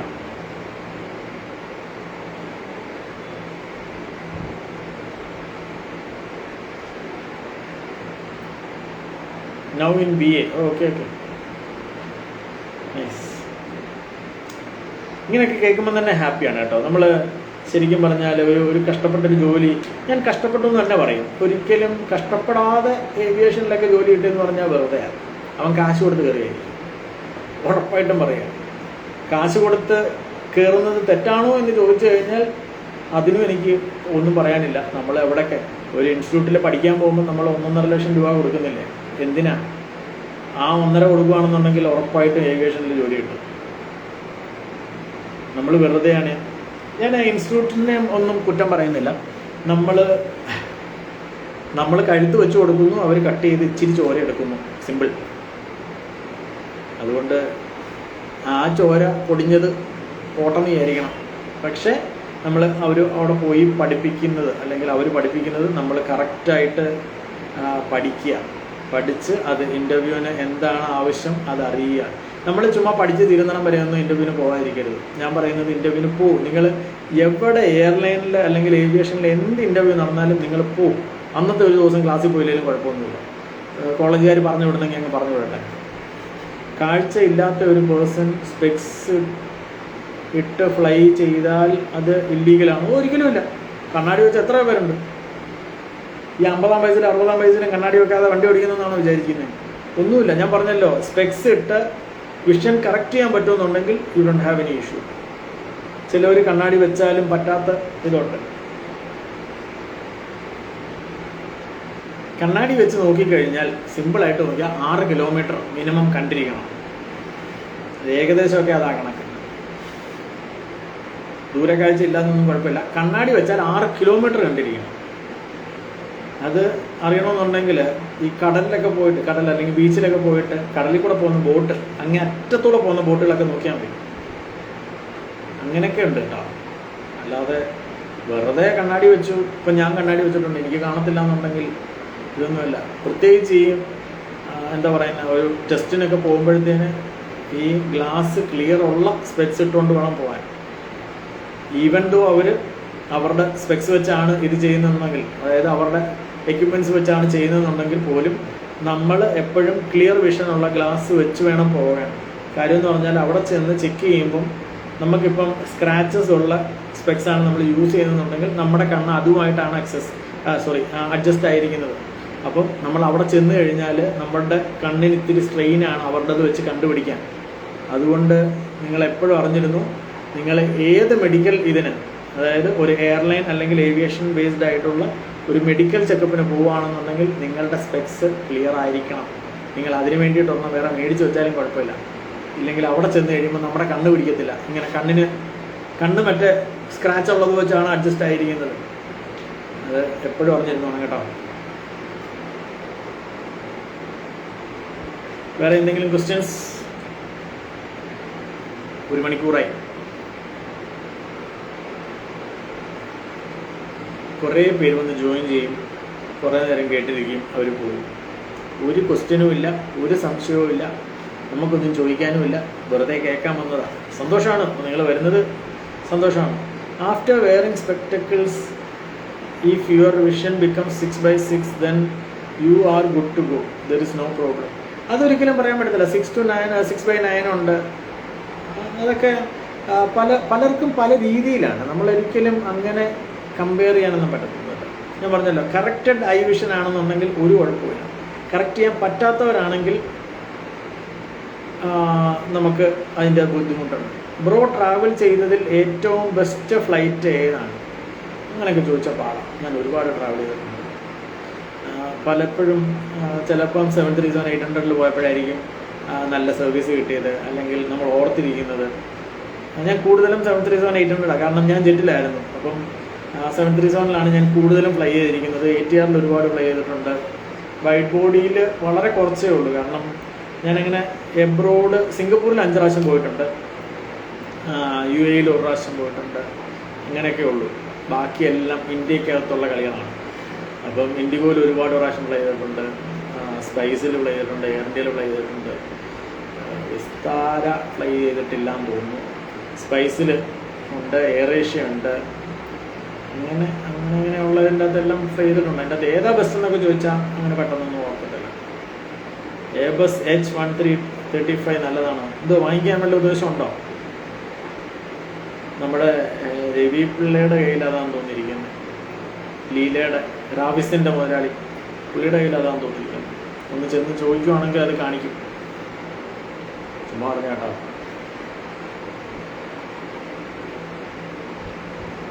ഒരു എയർബസ് ഒക്കെ അങ്ങോട്ട് ഇത് ചാർട്ടർ ചെയ്യും, ഓട്ട ഇത്തിരി പൈസയൊക്കെ. ഒരു പേഴ്സൺ ഒരു എയർലൈനിൽ പൈലറ്റായി എന്ന് വിചാരിക്കുക. അപ്പം ഞാൻ അതേ എയർലൈനിൽ പൈലറ്റ് ആയാൽ എനിക്ക് അവരുടെ കൂടെ ഒരുമിച്ച് ഫ്ലൈ ചെയ്യാമോ? അതെന്തോ നിങ്ങൾ തമ്മിൽ എന്തെങ്കിലും പ്രശ്നമുണ്ടോ? അയ്യോ, എപ്പോഴും 2 പേര് വേണം. അതിൻ്റെ അകത്ത് അടുത്തിരിക്കുന്നത് അപ്പുറത്തിരിക്കുന്നത് ആരാണെന്ന് അറിയാൻ മേലാതാണ്. എപ്പോഴും നമുക്കറിയാവുന്നവർ തന്നെ ആയിരിക്കണമെന്നൊന്നുമില്ല. എത്രയോ പൈലറ്റുമാർ ഫസ്റ്റ് ഓഫീസറിനെ കണ്ടിട്ടേ ഇല്ല, ഫസ്റ്റ് ഓഫീസർ പൈലറ്റിനെ കണ്ടിട്ടേ ഇല്ല, കേട്ടിട്ട് പോലും ഇല്ലാത്ത ആളുകളുടെ കൂടെയല്ലേ ഫ്ലൈ ചെയ്യുന്നത്. ക്യാബിൻ ക്രൂസ് അങ്ങനെയല്ല. ക്യാബിൻ ക്രൂസ് മിക്കവാറും ഉള്ളവരെ അങ്ങോട്ടും ഇങ്ങോട്ടുമൊക്കെ അറിയാവുന്നവരായിരിക്കും. വളരെ ചുരുക്കമേ ഉള്ളൂ പുതിയ ആൾക്കാർ വരുന്നത്, അല്ലെങ്കിൽ ഇപ്പം എന്താ പറയുക, എമിറേറ്റ്സ് ഒക്കെ ആണെങ്കിൽ അവർക്ക് ഒരുപാട് ക്യാബിൻ ക്രൂസ് ഉണ്ട്. അങ്ങനെ വരുമ്പോഴത്തേന് അവർ എന്താ പറയുന്നത്, ഒരു ഫ്രഷേഴ്സിനെ മാത്രമേ ഉള്ളൂ അറിയാൻ മേലാത്തത്. ബാക്കിയുള്ളത് വെച്ച് നൈസ് അറിയാവുന്നവരായിരിക്കും. പക്ഷെ പൈലറ്റുമാർ എപ്പോഴും അവിടുന്ന് പുള്ളി ചെയ്ത് ഇവിടുന്ന് പുള്ളി ചെയ്ത്. ഇപ്പം വേണ്ടത്തൊരു ആവശ്യം വന്നു കഴിഞ്ഞാൽ ചെന്നൈയിൽ നിന്ന് ഒരാൾ വരും, ബാംഗ്ലൂരിൽ നിന്ന് ഒരാൾ വരും. അവർ മുന്നേ ഒരുമിച്ച് ഫ്ലൈ ചെയ്തിട്ടില്ല എന്നുണ്ടെങ്കിൽ മിക്കവർക്കും അറിയത്തില്ല. അവരവിടെ വന്നൊക്കെ പരിചയപ്പെടുന്ന ഒരുപാട് പേരെ ഞാൻ കണ്ടിട്ടുണ്ട്. ഹായ്, എൻ്റെ പേര് ഇന്നതാണ്, ഞാൻ ഇന്നടത്തു നിന്നാണ് വരുന്നതെന്നൊക്കെ പറഞ്ഞു. Hi sir, how are U? Fine, അടിപൊളിയായിട്ട് പോകുന്നു. ഇങ്ങനെയുണ്ട് അവിടെ വിശേഷം എന്തൊക്കെയുണ്ട്?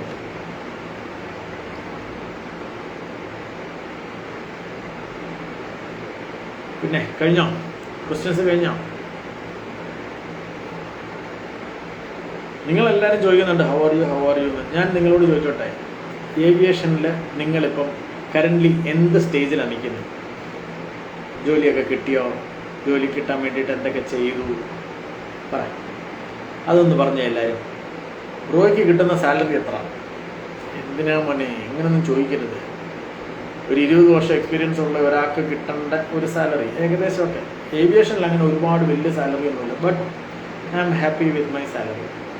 നാട്ടിൽ എനിക്ക് കിട്ടേണ്ടതിൽ ബെസ്റ്റ് ഓഫ് ബെസ്റ്റ് എന്നൊന്നും പറയുന്നില്ല, പക്ഷേ നാട്ടിൽ കിട്ടേണ്ടതിൽ വലിയ കുഴപ്പമില്ലാത്ത സാലറി എനിക്ക്. Our boss fly H135 recently got an opportunity for a course. അതാണ്. അപ്പം 145 135 ഒക്കെ കണ്ടിട്ടുണ്ട്. ഇതൊക്കെ നല്ല കാര്യമല്ലേ? ആരാണ് നിങ്ങളുടെ ബോസ്? ഏവിയേഷൻ പഠിക്കുകയാണ്. ഏവിയേഷൻ പഠിക്കുന്നവരടുത്ത് ഞാൻ ചോദിക്കുകയാണ്, നിങ്ങളൊരു ഇൻ്റർവ്യൂവിനൊക്കെ പോയിട്ടുണ്ടോ? നമ്മൾ ഏവിയേഷൻ പഠിക്കുമ്പോൾ തന്നെ പറ്റുമെന്നുണ്ടെങ്കിൽ ഒരു 4-5 ഇൻ്റർവ്യൂവിന് പോവുക. എന്നിട്ട് അവിടെ എന്താ നടന്നതെന്നുള്ളത് വന്ന് ഇൻസ്റ്റിറ്റ്യൂട്ടിൽ പറഞ്ഞ് അതിൻ്റെ ട്രെയിനിങ് കിട്ടുന്ന പോലെ പ്ലാൻ ചെയ്യുക. അല്ലെങ്കിൽ ഇൻസ്റ്റിറ്റ്യൂട്ടുകാർ എന്ത് പറയുന്നു അതാണ് വേദവാക്യം, നിങ്ങളത് പഠിക്കുക. I am pursuing my course, will complete soon. ഇത് പഠിച്ചു കഴിയുമ്പോൾ ജോലി കിട്ടാൻ വേണ്ടിയിട്ടാണ് ഞാൻ പറയുന്നത്. നിങ്ങൾ പഠിച്ച് തീരുന്നിടം വരെ നിങ്ങൾ വെയിറ്റ് ചെയ്ത് പിന്നീട് റെസ്യൂമെ ഉണ്ടാക്കി തുടങ്ങി നിങ്ങൾ പിന്നെ ജോലി അപ്ലൈ ചെയ്ത് ഒക്കെ കഴിയുമ്പോഴത്തേന് നിങ്ങൾക്ക് തിരിച്ച് ഈ ഇൻ്റർവ്യൂവിൻ്റെ എന്തെങ്കിലും ഡൗട്ട് ഉണ്ടെന്നുണ്ടെങ്കിൽ തിരിച്ച് ഇൻസ്റ്റിറ്റ്യൂട്ടിൽ വന്ന് ചോദിക്കാൻ പറ്റത്തില്ല. അതുകൊണ്ട് നിങ്ങൾ എപ്പോഴും അറിഞ്ഞിരിക്കുക, ഇൻ്റർവ്യൂ അറ്റൻഡ് ചെയ്യ്. നിങ്ങൾക്ക് സർട്ടിഫിക്കറ്റ്, ഈ ഏവിയേഷൻ്റെ പേപ്പേഴ്സ് അല്ലെങ്കിൽ സർട്ടിഫിക്കറ്റ്സ് ഒന്നും വേണ്ട, എങ്ങും വേണ്ട. വളരെ ചുരുക്കമുള്ള അങ്ങനെയൊക്കെ ചോദിക്കുന്നത്. നിങ്ങൾ പോയി അറ്റൻഡ് ചെയ്യ്. നിങ്ങൾക്കുള്ള എന്താ പറയുന്നത് സർട്ടിഫിക്കറ്റ്സ് വെച്ച് ജോലിക്ക് പോയി അപ്ലൈ ചെയ്യും. ഡിഗ്രി വേണമെന്നുള്ളത് ഞാൻ എപ്പോഴും പറയും, ഡിഗ്രി മസ്റ്റാണ്. എയർലൈൻസിൽ ജോലി വേണമെന്നുണ്ടെങ്കിൽ ഡിഗ്രി മസ്റ്റാണ്. അല്ലാന്നുണ്ടെങ്കിൽ ഗ്രൗണ്ട് ഹാൻഡ്ലിങ്ങിൽ മാത്രമേ കിട്ടത്തുള്ളൂ, അതും ജൂനിയർ മോസ്റ്റ് പോസ്റ്റ് ആയിരിക്കും. പിന്നെ +2 വെച്ച് എവിടെയൊക്കെ കയറാൻ പറ്റുമോ അവിടെയൊക്കെ കയറുക, ജോലി ചെയ്യുക, ജോലി ചെയ്ത് അവിടുന്ന് പടിപടിയായിട്ട് മുന്നോട്ട് പോവുക. ഇംഗ്ലീഷ് സംസാരിക്കാൻ അറിയില്ല, പഠിക്കണം. വേറെ എല്ലാം എന്ത് ചെയ്യാൻ വേണ്ടിയിട്ട്?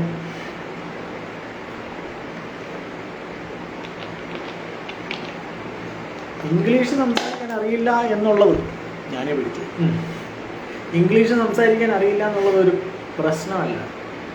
നിങ്ങൾ മനസ്സിലാക്കേണ്ട ഒരു കാര്യം എന്ന് പറഞ്ഞാൽ, നമ്മളിപ്പോൾ സംസാരിക്കുന്നതിൻ്റെ ഇടയിൽ എത്ര ഇംഗ്ലീഷ് വേർഡ്സ് നമ്മൾ യൂസ് ചെയ്യുന്നതെന്നറിയാം. അത് മാത്രം ആദ്യം എഴുതി വെക്കണം. ഞാനിപ്പം പറഞ്ഞപ്പം ഇംഗ്ലീഷ് എന്ന് പറഞ്ഞതിൻ്റെ അകത്ത് ഇംഗ്ലീഷ് എന്ന് പറയുന്നത് ഇംഗ്ലീഷാണ്, ആംഗലേയ വാക്കുകൾ അല്ലെങ്കിൽ അങ്ങനെയാണോ നമ്മൾ പറയുന്നത്. അതുകൊണ്ട് ഉറപ്പായിട്ടും നിങ്ങൾക്ക് പറയാൻ പറ്റും. നിങ്ങൾക്ക് ആ സംസാരിക്കുമ്പോൾ ഉള്ള ഇംഗ്ലീഷിൻ്റെ വേർഡ്സ് ഒന്ന് കൂട്ടിയാൽ മാത്രം മതി. വേർഡ്സും ഫ്രേസസും കണ്ടുപിടിക്കുക, അത് വെച്ച് സംസാരിച്ചാൽ മതി. അതിനെന്ത് ചെയ്യണമെന്ന് വെച്ചാൽ, ഇംഗ്ലീഷ് ന്യൂസ് പേപ്പർ അല്ലെങ്കിൽ ഈ മാജിക് പോട്ട് എന്നൊക്കെ പറഞ്ഞ ബുക്കുണ്ട്, അതായത് ഈ കളിക്കുടുക്കയുടെ ഇംഗ്ലീഷ്, അതൊക്കെ മേടിച്ച് പിള്ളേരെ അങ്ങ് വായിച്ചങ്ങ് കേൾപ്പിക്കണം. നിങ്ങൾ ആദ്യമൊക്കെ ഒരു ഉളുപ്പ് വരും, പക്ഷെ അറിഞ്ഞിരുന്നു, നിങ്ങൾ അങ്ങനെ പറഞ്ഞ് വായിച്ച് കേൾപ്പിച്ച് തുടങ്ങിക്കഴിഞ്ഞാൽ ഉറപ്പായിട്ടും നിങ്ങൾക്ക് ആ ഇംഗ്ലീഷ് സംസാരിക്കാനുള്ള ഒരു ഫ്ലോ വരും.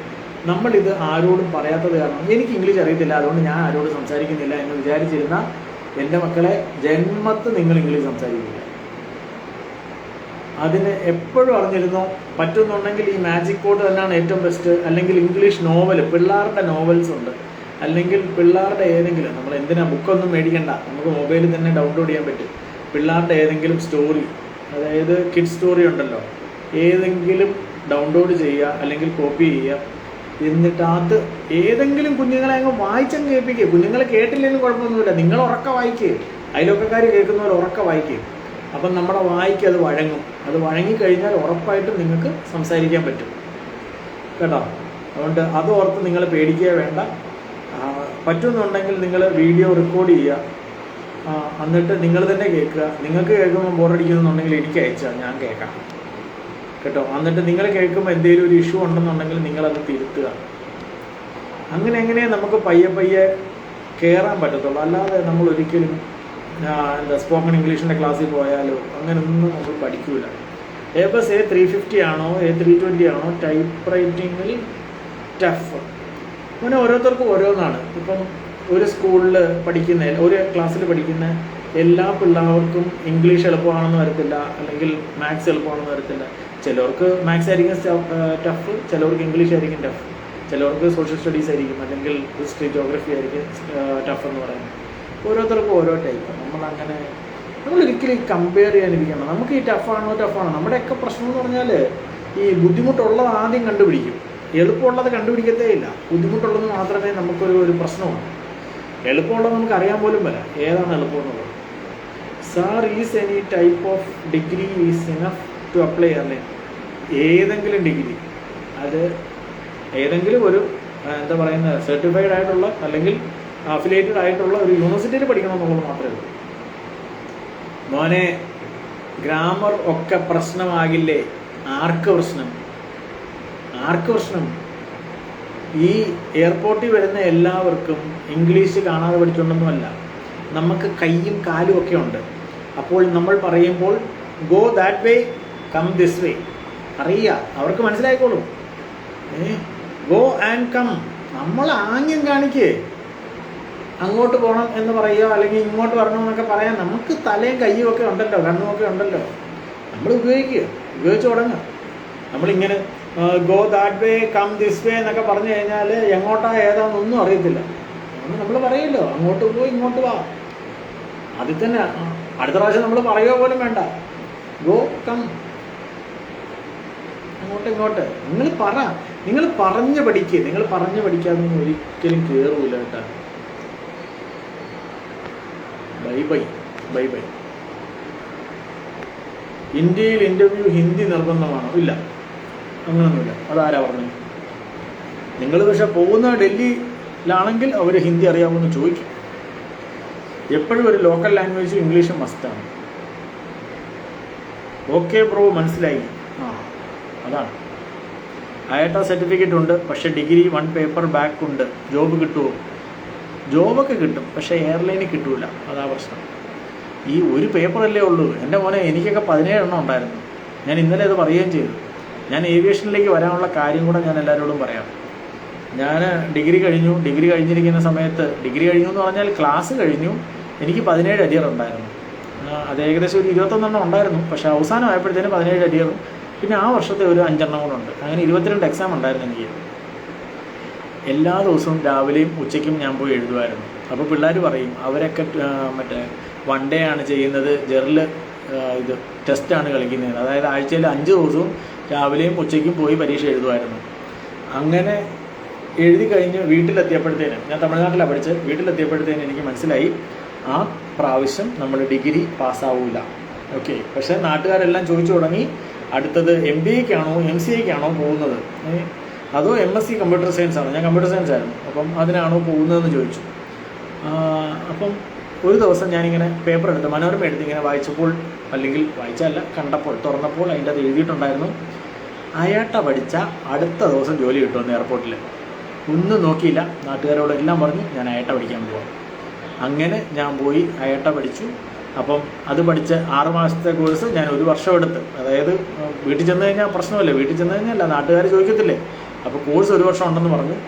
അങ്ങനെ അത് കണ്ടിന്യൂ ചെയ്തു, പഠിച്ചു കഴിഞ്ഞ് ആ സമയത്ത് എനിക്ക് ഡിഗ്രിയും കിട്ടി, IATAയും കിട്ടി. പിന്നെ ഒന്നും നോക്കിയില്ല, പിന്നെ ഏവിയേഷൻ തന്നെ അങ്ങ് തിരഞ്ഞെടുത്തു. കമ്പ്യൂട്ടർ സയൻസ് നമുക്ക് പറ്റിയതല്ലാന്ന് മനസ്സിലായി. എന്നാൽ ഭയങ്കര ഇൻട്രസ്റ്റ് തോന്നിയാണ് കമ്പ്യൂട്ടർ സയൻസ് പഠിക്കാൻ പോയത്. ഇതൊക്കെ ഓരോരുത്തരുടെ കഥയാണ് കേട്ടോ. അതുകൊണ്ട് നിങ്ങൾ എത്രയും വേഗം ആ ഒരു പേപ്പർ ക്ലിയർ ചെയ്യുക. ആ പേപ്പർ ക്ലിയർ ചെയ്ത് എത്രയും വേഗം എയർലൈനിൽ ജോലിക്ക് കയറുക. എയർലൈനിൽ ജോലിക്ക് കയറാൻ ഈസിയാണ്, പക്ഷേ നമ്മളൊരു ഇൻ്റർവ്യൂവിന് പോകുമ്പം നമ്മുടെ 5 മിനിറ്റിൻ്റെ പെർഫോമൻസ് ആണ് നമ്മളുടെ ലൈഫ് ടേണിങ് മൊമെൻ്റ് എന്ന് പറയുന്നത്. അതുകൊണ്ട് നോക്കുക, എത്രയും പെട്ടെന്ന് എടുക്കുക. അതുവരെ ഇൻ്റർവ്യൂ അറ്റൻഡ് ചെയ്യും. ചില കമ്പനീസ് ടൈം തരും കേട്ടോ, നമുക്ക് ആ പേപ്പർ ക്ലിയർ ചെയ്യാൻ 6 മാസം സമയം തരും. നമ്മൾ സർട്ടിഫിക്കറ്റ് 6 മാസത്തിൻ്റെ അകത്ത് കൊടുത്താൽ മതി. ചിലർ പറയും ഉണ്ടെങ്കിൽ മാത്രമേ ആ പണി നടക്കത്തുള്ളൂ എന്ന് പറയും. അതുകൊണ്ട് എങ്ങനെയാണെന്ന് വെച്ചാൽ ചെയ്യുക. Crazy nobody, hi. പിന്നെ ആരാ? Mushfikhan, okay bro.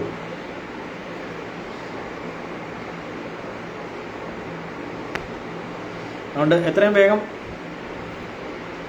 പഠിക്കുക കേട്ടോ. ബ്രോ, ലൈസൻസ് എടുത്തു തരണം. എന്ത് ലൈസൻസ്? എന്തിൻ്റെ ലൈസൻസാ? ടൈപ്പ് റൈറ്റിംഗ് ആണോ അതോ CPL ആണോ? എന്ത് ലൈസൻസാ? I am Febin. ഇങ്ങനെയൊക്കെ പറഞ്ഞാൽ എനിക്ക് ഒരുപാട് ഫെബിനെ അറിയാം. എന്നെ അറിയാവുന്ന ഫെബിനാണോ?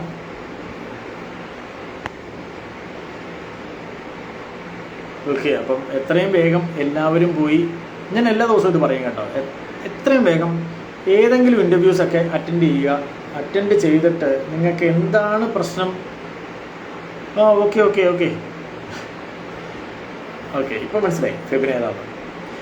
ഇൻ്റർവ്യൂസ് എത്രയും വേഗം അറ്റൻഡ് ചെയ്യുക. എന്നിട്ട് ആ ഇൻ്റർവ്യൂവിന് നിങ്ങൾക്ക് എന്തെങ്കിലും ഒരു ബുദ്ധിമുട്ട് ഉണ്ടായിട്ടുണ്ടെന്നുണ്ടെങ്കിൽ നിങ്ങൾക്ക് ഉറപ്പായിട്ടും എന്നെ കോൺടാക്റ്റ് ചെയ്യാം. എന്നിട്ട് നമുക്കത് റെക്ടിഫൈ ചെയ്ത് അത് വെച്ച് നമുക്ക് അടുത്ത ഇൻ്റർവ്യൂവിന് പോകാം. എക്സ്പ്ലോറിസ്റ്റ്, ഹായ്. എല്ലാവരും ഇതിനെ ഹായ് പറഞ്ഞിട്ട് എന്താണ് കാര്യം? നമുക്കൊരു ജോലിക്കൊക്കെ കയറണ്ടേ? ആ ജോലിക്ക് കയറാൻ എന്ത് സഹായമാണ് ഞാൻ ചെയ്യേണ്ടത് പറയൂ. എന്നെക്കൊണ്ട് പറ്റുന്ന സഹായം ഞാൻ ചെയ്തു തരാം എന്നും പറഞ്ഞ് അവിടെ കൊണ്ടുപോയി ജോലിക്ക് ഇരുത്തി എന്താ പറയുക, എഴുത്തിനിരുത്തുന്ന പോലെ എല്ലാം എഴുതി തന്നു വിടാനല്ല, പക്ഷെ എന്നെക്കൊണ്ട് ചെയ്യാൻ പറ്റുന്നത് ഞാൻ ചെയ്തു തരാം. ഗ്രൗണ്ട് സ്റ്റാഫിൽ ഇൻട്രസ്റ്റ് ഉണ്ട്, ബട്ട് ഇംഗ്ലീഷ് ഫ്ലുവൻസി ഇല്ല, ഹൈറ്റ് കുറവാണ്, എന്ത് ചെയ്യും? ഇംഗ്ലീഷ് ഫ്ലുവൻസിയുടെ കാര്യം ഞാൻ കുറച്ച് മുമ്പ് പറഞ്ഞതേ ഉള്ളൂ. ഇംഗ്ലീഷിൽ നമുക്ക് ഫ്ലുവൻസി ഇല്ല എന്നുള്ള ഒരു വിഷമം നമുക്കുണ്ടെന്നുണ്ടെങ്കിൽ വേറെ ഒന്നും ചെയ്യണ്ട, ഒരു ഇംഗ്ലീഷ് ന്യൂസ് പേപ്പർ മേടിക്കുക. ഓക്കെ, അതിപ്പം ആക്രിക്കടയിൽ നിന്ന് മേടിച്ചാലും കുഴപ്പമൊന്നുമില്ല. എടുത്ത് നേരെ വീട്ടിൻ്റെ വരാന്തയിൽ പോയിരിക്കുക, റോഡിൽ കൂടെ പോകുന്നവർ കേൾക്കെ നമ്മളങ്ങ് വായിച്ച് കേൾപ്പിക്കുക. നമുക്ക് തെറ്റിക്കോട്ടെ, അവർ ചിരിച്ചോട്ടെ, പക്ഷേ ഉറക്കെ തന്നെ വായിക്കണം. അമ്മ ചോദിക്കണം, അല്ലെങ്കിൽ അയൽവക്കക്കാർ ചോദിക്കണം നമുക്ക് വട്ടായോ എന്ന്. ആ ഒരു സംഭവം ഒരു 4-5 ദിവസമൊക്കെ ചോദിച്ചു കഴിയുമ്പോൾ നമ്മൾ നിർത്തരുത് ഒരിക്കലും. നമ്മളിങ്ങനെ വായിച്ചുകൊണ്ടേ ഇരിക്കണം. അപ്പം നമുക്ക് ഒരുപാട് വേർഡ്സ് നമ്മൾ വായിന്ന് പറയുന്ന കാര്യങ്ങൾ നമ്മുടെ ചെവി കേൾക്കുന്നുണ്ടെന്നുണ്ടെങ്കിൽ നമ്മൾ ഉറപ്പായിട്ട് നമ്മളത് ഓർത്തിരിക്കും. ഞാൻ ഇംഗ്ലീഷ് മീഡിയം സ്കൂളിലൊക്കെയാണ് പഠിച്ചത്. പക്ഷേ സംഭവിച്ചത് എന്താണെന്ന് വെച്ചാൽ, ഞാൻ ഈ പറയുന്നത് 10-20 വർഷം, 20 ഒരു 10-30 വർഷം മുന്നത്തെ കഥയാണ് പറയുന്നത്. അപ്പം പഠിച്ച സമയത്ത് ക്ലാസ്സിൽ ടീച്ചർ മലയാളത്തിലാണ് പറഞ്ഞതെന്ന് മൊത്തം, അല്ലാതെ ഞാൻ അവിടെ മറ്റേ ഇംഗ്ലീഷ് മീഡിയത്തിലാന്ന് പറഞ്ഞാലും ടീച്ചർ വാട്ട് ഈസ് യുവർ ഇതാണെന്നൊന്നും ചോദിച്ചിട്ടൊന്നുമില്ല. പക്ഷേ എയർപോർട്ടിൽ വന്നതിന് ശേഷമാണ് എനിക്ക് മനസ്സിലായത്, ഈ എയർപോർട്ടിൽ കൂടെ പോകുന്നവരൊന്നും എൻ്റെ മാമനും മച്ചാനും ഒന്നുമല്ല. എനിക്കറിയാവുന്ന ഇംഗ്ലീഷ് അവരുടെ അടുത്ത് പറയുക, അവർ ഒരുപാട് പേര് ചിരിച്ചു. പക്ഷേ കുറച്ച് ദിവസം കഴിഞ്ഞപ്പോഴത്തേന് എനിക്ക് ആ ഉളുപ്പങ്ങ് മാറി. എനിക്കൊരു ചമ്മലൊക്കെ ഉണ്ടല്ലോ, അതൊക്കെ അങ്ങ് മാറി. അതുകൊണ്ട് നിങ്ങൾ ഇത് ചെയ്താൽ മതി. നേരെ വീടിൻ്റെ വരാന്തയിൽ പോയിരിക്കുക, ഉറക്ക വായിച്ച് കേൾപ്പിക്കുക. ഓക്കെ, ആ വീട്ടിൽ കുഞ്ഞു പിള്ളേരോ അല്ലെങ്കിൽ കസിൻസിൻ്റെ പിള്ളേരോ അല്ലെങ്കിൽ കസിൻസ് ആയിട്ടുള്ളവരോ അല്ലെങ്കിൽ കുഞ്ഞു പിള്ളേരൊക്കെ ഉണ്ടെങ്കിൽ അവരെ ഇംഗ്ലീഷിലുള്ള കഥ വായിച്ച് കേൾപ്പിക്കണം. എന്നിട്ട് അവരോട് എക്സ്പ്ലെയിൻ ചെയ്തോ, കുഴപ്പമൊന്നുമില്ല. നമ്മൾ ഇംഗ്ലീഷിൽ വായിക്കുക, അതിൻ്റെ മലയാളം എന്താണെന്നുള്ളത് എക്സ്പ്ലെയിൻ ചെയ്ത് പറഞ്ഞോ, ഉറപ്പായിട്ടും നിങ്ങൾക്ക് ഇമ്പ്രൂവ് ചെയ്യാൻ പറ്റും. പറ്റുന്നില്ല എന്നുണ്ടെങ്കിൽ എന്നോട് പറ. അല്ല, അതുപോലെ തന്നെ നമ്മൾ ഈ വായിക്കുന്നത് പറ്റുന്നുണ്ടെങ്കിൽ നമ്മൾ തന്നെ റെക്കോർഡ് ചെയ്യുക. അത് ഓരോ ദിവസവും എന്നിട്ട് അത് കേട്ട് നോക്കുക. നമ്മൾ ഇന്ന് റെക്കോർഡ് ചെയ്ത് ഇന്ന് കേൾക്കുക, എന്നിട്ട് ഡിലീറ്റ് ചെയ്ത് കളഞ്ഞോ, കുഴപ്പമൊന്നുമില്ല. എന്നിട്ട് നാളെയും റെക്കോർഡ് ചെയ്യുക. അപ്പം നാളെ കേൾക്കുമ്പോൾ നിങ്ങൾക്ക് മനസ്സിലാവും, നിങ്ങൾക്ക് ആ ഒരു വായിക്കുന്നതിൻ്റെ, അതായത് നമുക്ക് ഈ വേർഡ്സ് പിക്ക് ചെയ്യുന്നതിൻ്റെ ഇതുണ്ടല്ലോ, പെട്ടെന്ന് ഇങ്ങനെ ഫ്ലുവൻസി അതൊക്കെ താനെ വന്നോളൂ. അതുകൊണ്ട് എന്തായാലും ഒന്ന് ട്രൈ ചെയ്യ്. എന്നിട്ട് എന്താണ് സംഭവിച്ചതെന്നുള്ളത് എന്നോട് പറയാം കേട്ടോ. ഹൈറ്റ് കുറവാന്ന് വെച്ചാൽ എത്രയാണ് ഹൈറ്റ്, അതുകൂടെ പറഞ്ഞോ, ഓപ്പണായിട്ട് പറഞ്ഞോ. കേരളത്തിൽ ഒരു എയർക്രാഫ്റ്റ് എഞ്ചിനീയർക്ക് ആവറേജ് സാലറി എത്ര കിട്ടും? അതൊരു എയർലൈൻ ഡിപ്പെൻഡ് ചെയ്തിരിക്കും, ഇയേഴ്സ് ഓഫ് എക്സ്പീരിയൻസ് ഡിപ്പെൻഡ് ചെയ്തിരിക്കും, നമ്മൾ സാലറി നെഗോഷിയേറ്റ് ചെയ്യുന്നതിൻ്റെ അനുസരിച്ചിരിക്കും. എന്താ പറയുന്നത്, കേരളത്തിൽ തന്നെ എനിക്കറിയാവുന്ന 60,000 രൂപ സാലറി ഉള്ളവരുമുണ്ട്, 4-5 ലക്ഷം രൂപ സാലറി ഉള്ളവരുമുണ്ട്, എനിക്ക് അറിയാവുന്നവർ. അതുകൊണ്ട് അതൊരിക്കലും കമ്പയർ ചെയ്യാൻ പറ്റത്തില്ല. ലൈസൻസ് എയർക്രാഫ്റ്റ് എഞ്ചിനീയർക്ക് ഇത് തന്നെ പറഞ്ഞു. ഞാൻ പറഞ്ഞല്ലോ, പല എമിറേറ്റ്സിൻ്റെ ഒക്കെ എഞ്ചിനീയർമാർക്ക് 4-5 കിട്ടുന്നവരെയൊക്കെ എനിക്കറിയാം.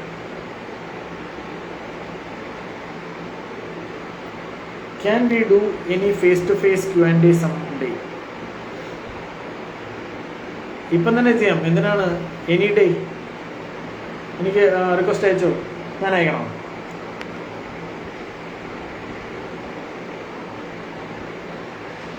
എനിക്ക് അയച്ചോ, ഞാൻ അക്സെപ്റ്റ് ചെയ്യും, കുഴപ്പമൊന്നുമില്ല.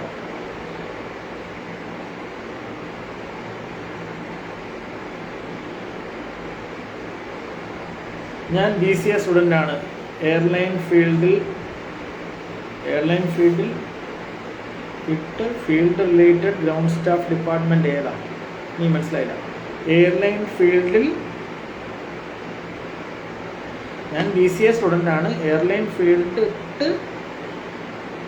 വിട്ടെന്നാണോ ഇട്ടെന്നാണോ? Okay, related ground staff department. BCA student ആണെന്നുള്ളതിന് ഒരു കുഴപ്പമില്ല. ഞാൻ കമ്പ്യൂട്ടർ സയൻസ് പഠിച്ച ആളാണ്, അപ്പോൾ എനിക്ക് വരാൻ പറ്റിയല്ലോ, അതുകൊണ്ട് അതൊരു പ്രശ്നമേ അല്ല. എയർലൈൻ ഫീൽഡിലേക്ക് വരുവാണെന്നുണ്ടെങ്കിൽ ആദ്യം നിങ്ങൾക്കൊക്കെ, ഇത് ലേഡി അല്ലേ? അതെ, ഓക്കെ. ആദ്യം പറ്റുന്നതെന്ന് പറഞ്ഞാൽ കസ്റ്റമർ സർവീസ് തന്നെയാണ്. പിന്നെ റാമ്പ് നോക്കണ്ട, പറ്റുമെന്നുണ്ടെങ്കിൽ സെക്യൂരിറ്റി നോക്കാം. പക്ഷേ സെക്യൂരിറ്റിയുടെ ഹൈറ്റ് ഒരു പ്രശ്നമാണ്. അതുകൊണ്ട് കസ്റ്റമർ സർവീസ് തന്നെ ആയിരിക്കും ബെസ്റ്റ്. ടിക്കറ്റിങ്ങും ബെസ്റ്റാണ് കേട്ടോ. ടിക്കറ്റിങ് അറിയാവുന്നുണ്ടെങ്കിൽ നല്ലതാണ്. IT ആണോ ഉദ്ദേശിച്ചത്? ഓക്കെ. IT department. ഇപ്പം ഞാൻ വർക്ക് ചെയ്യുന്നത് ടെക്നോളജിയിലാണ്. അപ്പം ഞങ്ങളുടെ ഫീൽഡിലേക്ക് വരാം. ഞാൻ ടെക്നോളജിയിലാണ് വർക്ക് ചെയ്യുന്നത്, പക്ഷേ IT അല്ല. പക്ഷേ IT-യിലേക്ക് വരാം, കുഴപ്പമൊന്നുമില്ല. എത്ര നാളും കൂടെ ഉണ്ട് BCA കോഴ്സ്? അതുകൂടെ പറയാം.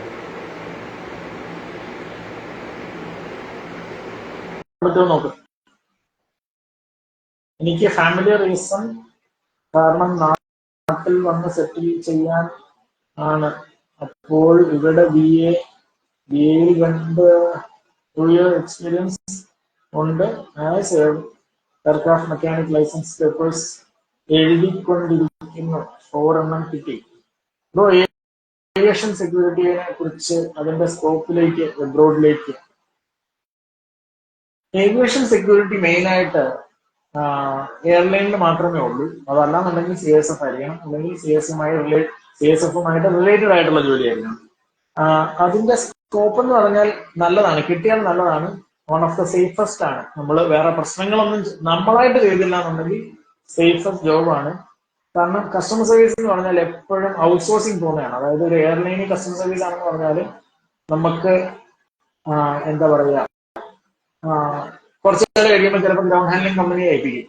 അങ്ങനത്തെ ഇതൊക്കെ ഉണ്ട് കേട്ടോ. അതുകൊണ്ട് സെക്യൂരിറ്റി നല്ല സ്കോപ്പുള്ളതാണ്. പിന്നെ എബ്രോഡിലേക്ക് പോകുകയാണെന്നുണ്ടെങ്കിൽ മേജർ എയർലൈൻസിന്റെ ബാക്ക് ആൻഡ് സെക്യൂരിറ്റി ഉണ്ട്, CCTV സെക്യൂരിറ്റി ഉണ്ട്, അങ്ങനെ പല സെക്യൂരിറ്റി ഉണ്ട്. അതുപോലെ എപ്പോഴും പറയുന്നത് ഏറ്റവും ബെസ്റ്റ് കപ്പലിൽ പോകുന്നതാണ്. കപ്പലിന്റെ സെക്യൂരിറ്റിയാണ് ഏറ്റവും ബെസ്റ്റ്. ബെസ്റ്റ് എന്ന് പറഞ്ഞാൽ സാലറി വൈസ്. അപ്പോൾ നോട്ടിൽ വന്നാൽ ഓക്കെ ആയിരിക്കുമോ? BCCയുടെ പേപ്പർ ക്ലിയർ ചെയ്യണം കേട്ടോ. BA നിന്ന് വന്നെന്ന് പറഞ്ഞാൽ BCCയുടെ പേപ്പർ ക്ലിയർ ചെയ്യണം. BA ഉള്ളിടത്തേക്ക് തന്നെ ഒരു ട്രാൻസ്ഫർ എടുക്കുന്നതായിരിക്കും ആദ്യത്തെ ബെസ്റ്റ് കാര്യം എന്ന് പറയുന്നത്. ലാസ്റ്റ് ഇയർ ആണ് ഇപ്പോൾ. ഉറപ്പായിട്ടും കോണ്ടാക്ട് ചെയ്തോ, കുഴപ്പമൊന്നുമില്ല. ലാസ്റ്റ് ഇയർ എന്ന് പറഞ്ഞാൽ ഇനി നമുക്ക് 4-5 മാസമേ ഉള്ളൂ ക്ലാസ് എന്ന് പറയുന്നത്. BCA ഏത് യൂണിവേഴ്സിറ്റിയാണ്?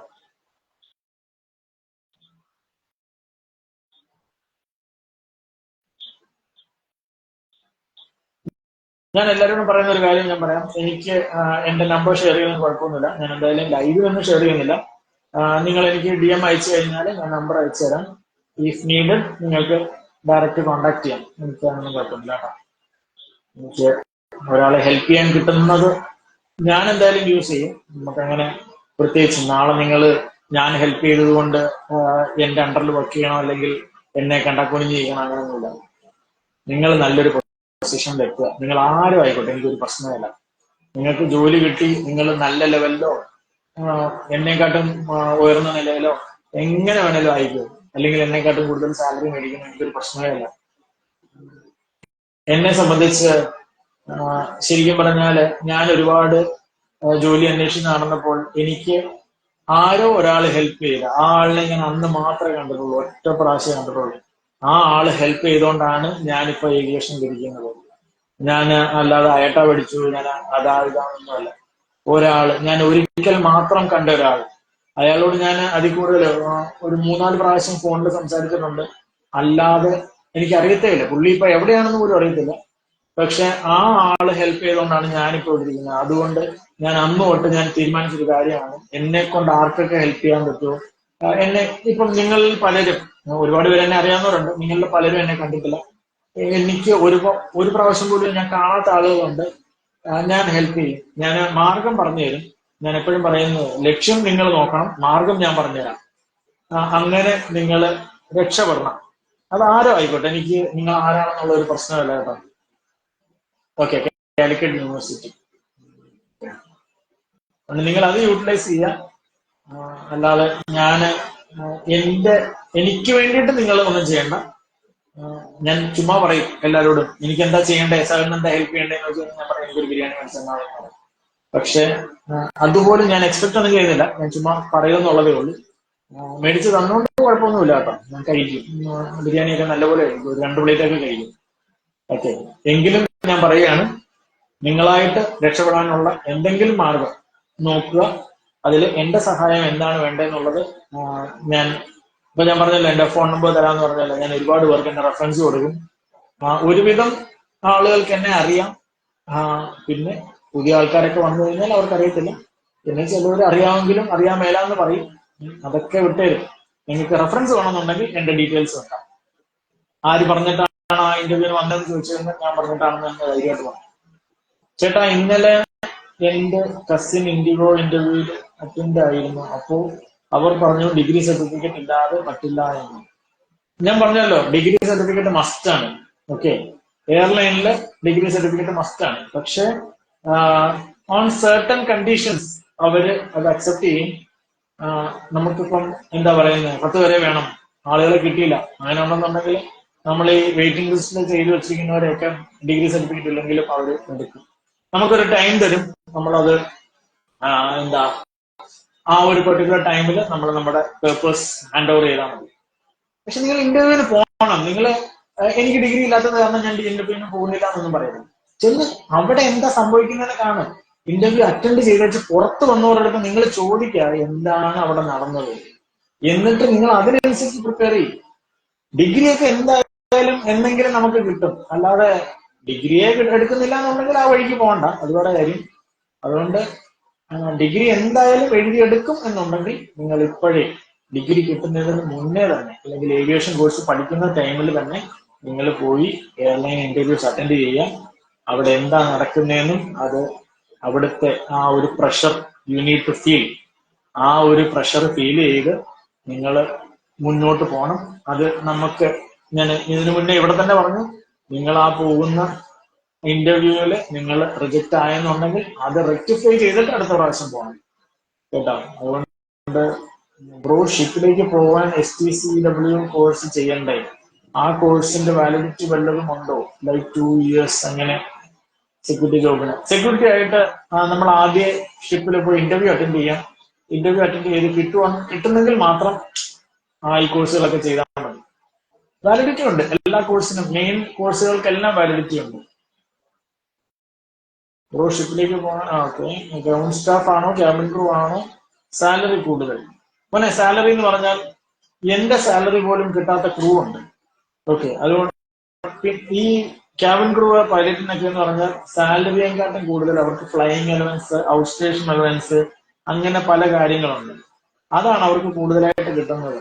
ക്രൂ ഒരു മാസം ജോലി ചെയ്യില്ല എന്നുണ്ടെങ്കിൽ ഏകദേശം 20-25 രൂപയൊക്കെ സാലറി കിട്ടും. അതായത് ഒരു മാസം ലീവ് എടുക്കുവാണെന്നുണ്ടെങ്കിൽ അത്രയൊക്കെ കിട്ടത്തുള്ളൂ.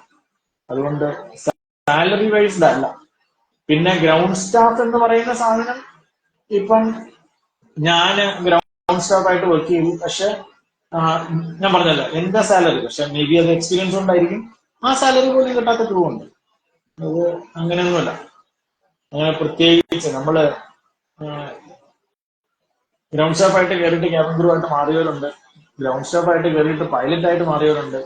നമ്മള് ആദ്യം എവിടെയും ഒന്ന് കയറിയിട്ട് ആ എയർലൈനിൽ അല്ലെങ്കിൽ എയർപോർട്ടിൽ കൂടെ ഫ്ലൈ ചെയ്യുന്ന അല്ലെങ്കിൽ അതുവഴി പാസ് ചെയ്യുന്ന, ഇപ്പൊ നമുക്ക് പൈലറ്റ് ആവാനാണ് ആഗ്രഹം, നിങ്ങൾ അവരെ പരിചയപ്പെട്ടിട്ട് എന്താ പറയുന്നത്, തെറ്റായ മാർഗത്തിലൊന്നും അല്ല, നല്ല രീതിയിൽ തന്നെ അവരെ പരിചയപ്പെട്ട് നമുക്ക് എന്തൊക്കെയാണ് പഠിക്കേണ്ടത്, എന്തൊക്കെയാണ് നമ്മുടെ റിക്വയർമെന്റ് എന്നൊക്കെ അറിഞ്ഞ് നമ്മൾ അതിനനുസരിച്ച് നീങ്ങിക്കഴിഞ്ഞാൽ നമുക്ക് കാര്യങ്ങൾ ഈസിയാണ്. ഞാൻ എപ്പോഴും പറയും, കാര്യങ്ങൾ ഈസി ആവണമെന്നുണ്ടെങ്കിൽ അതേ മാർഗമുള്ളൂ.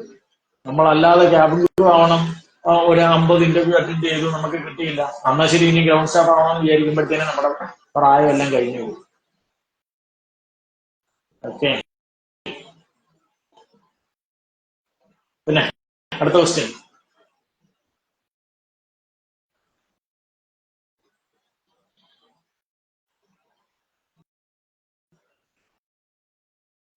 ഒരുപാട് പേര് ഇപ്പോഴും ജോയിൻ ചെയ്തുകൊണ്ടിരിക്കുകയാണ്. ഞാൻ ഒരുപാട് കാര്യങ്ങൾ പറഞ്ഞു. അപ്പോൾ അടുത്ത എന്തെങ്കിലും ക്വസ്റ്റ്യൻ ഉണ്ടോ? ഇല്ലെങ്കിൽ നമുക്ക് നടത്താം. അടുത്ത ദിവസം വരാം, ഏകദേശം ഇതേ സമയം നാളെ ഒരു 8:39 ഒക്കെ ആകുമ്പോൾ, 8:30 ഒക്കെ ആകുമ്പോൾ എന്തായാലും ഒരു ലൈവ്, 8:45 ഒക്കെ ആകുമ്പോൾ ഒരു ലൈവ് ഇടണമെന്ന് വിചാരിക്കും എല്ലാ ദിവസവും. ഓക്കെ, നടത്താം. ബൈ.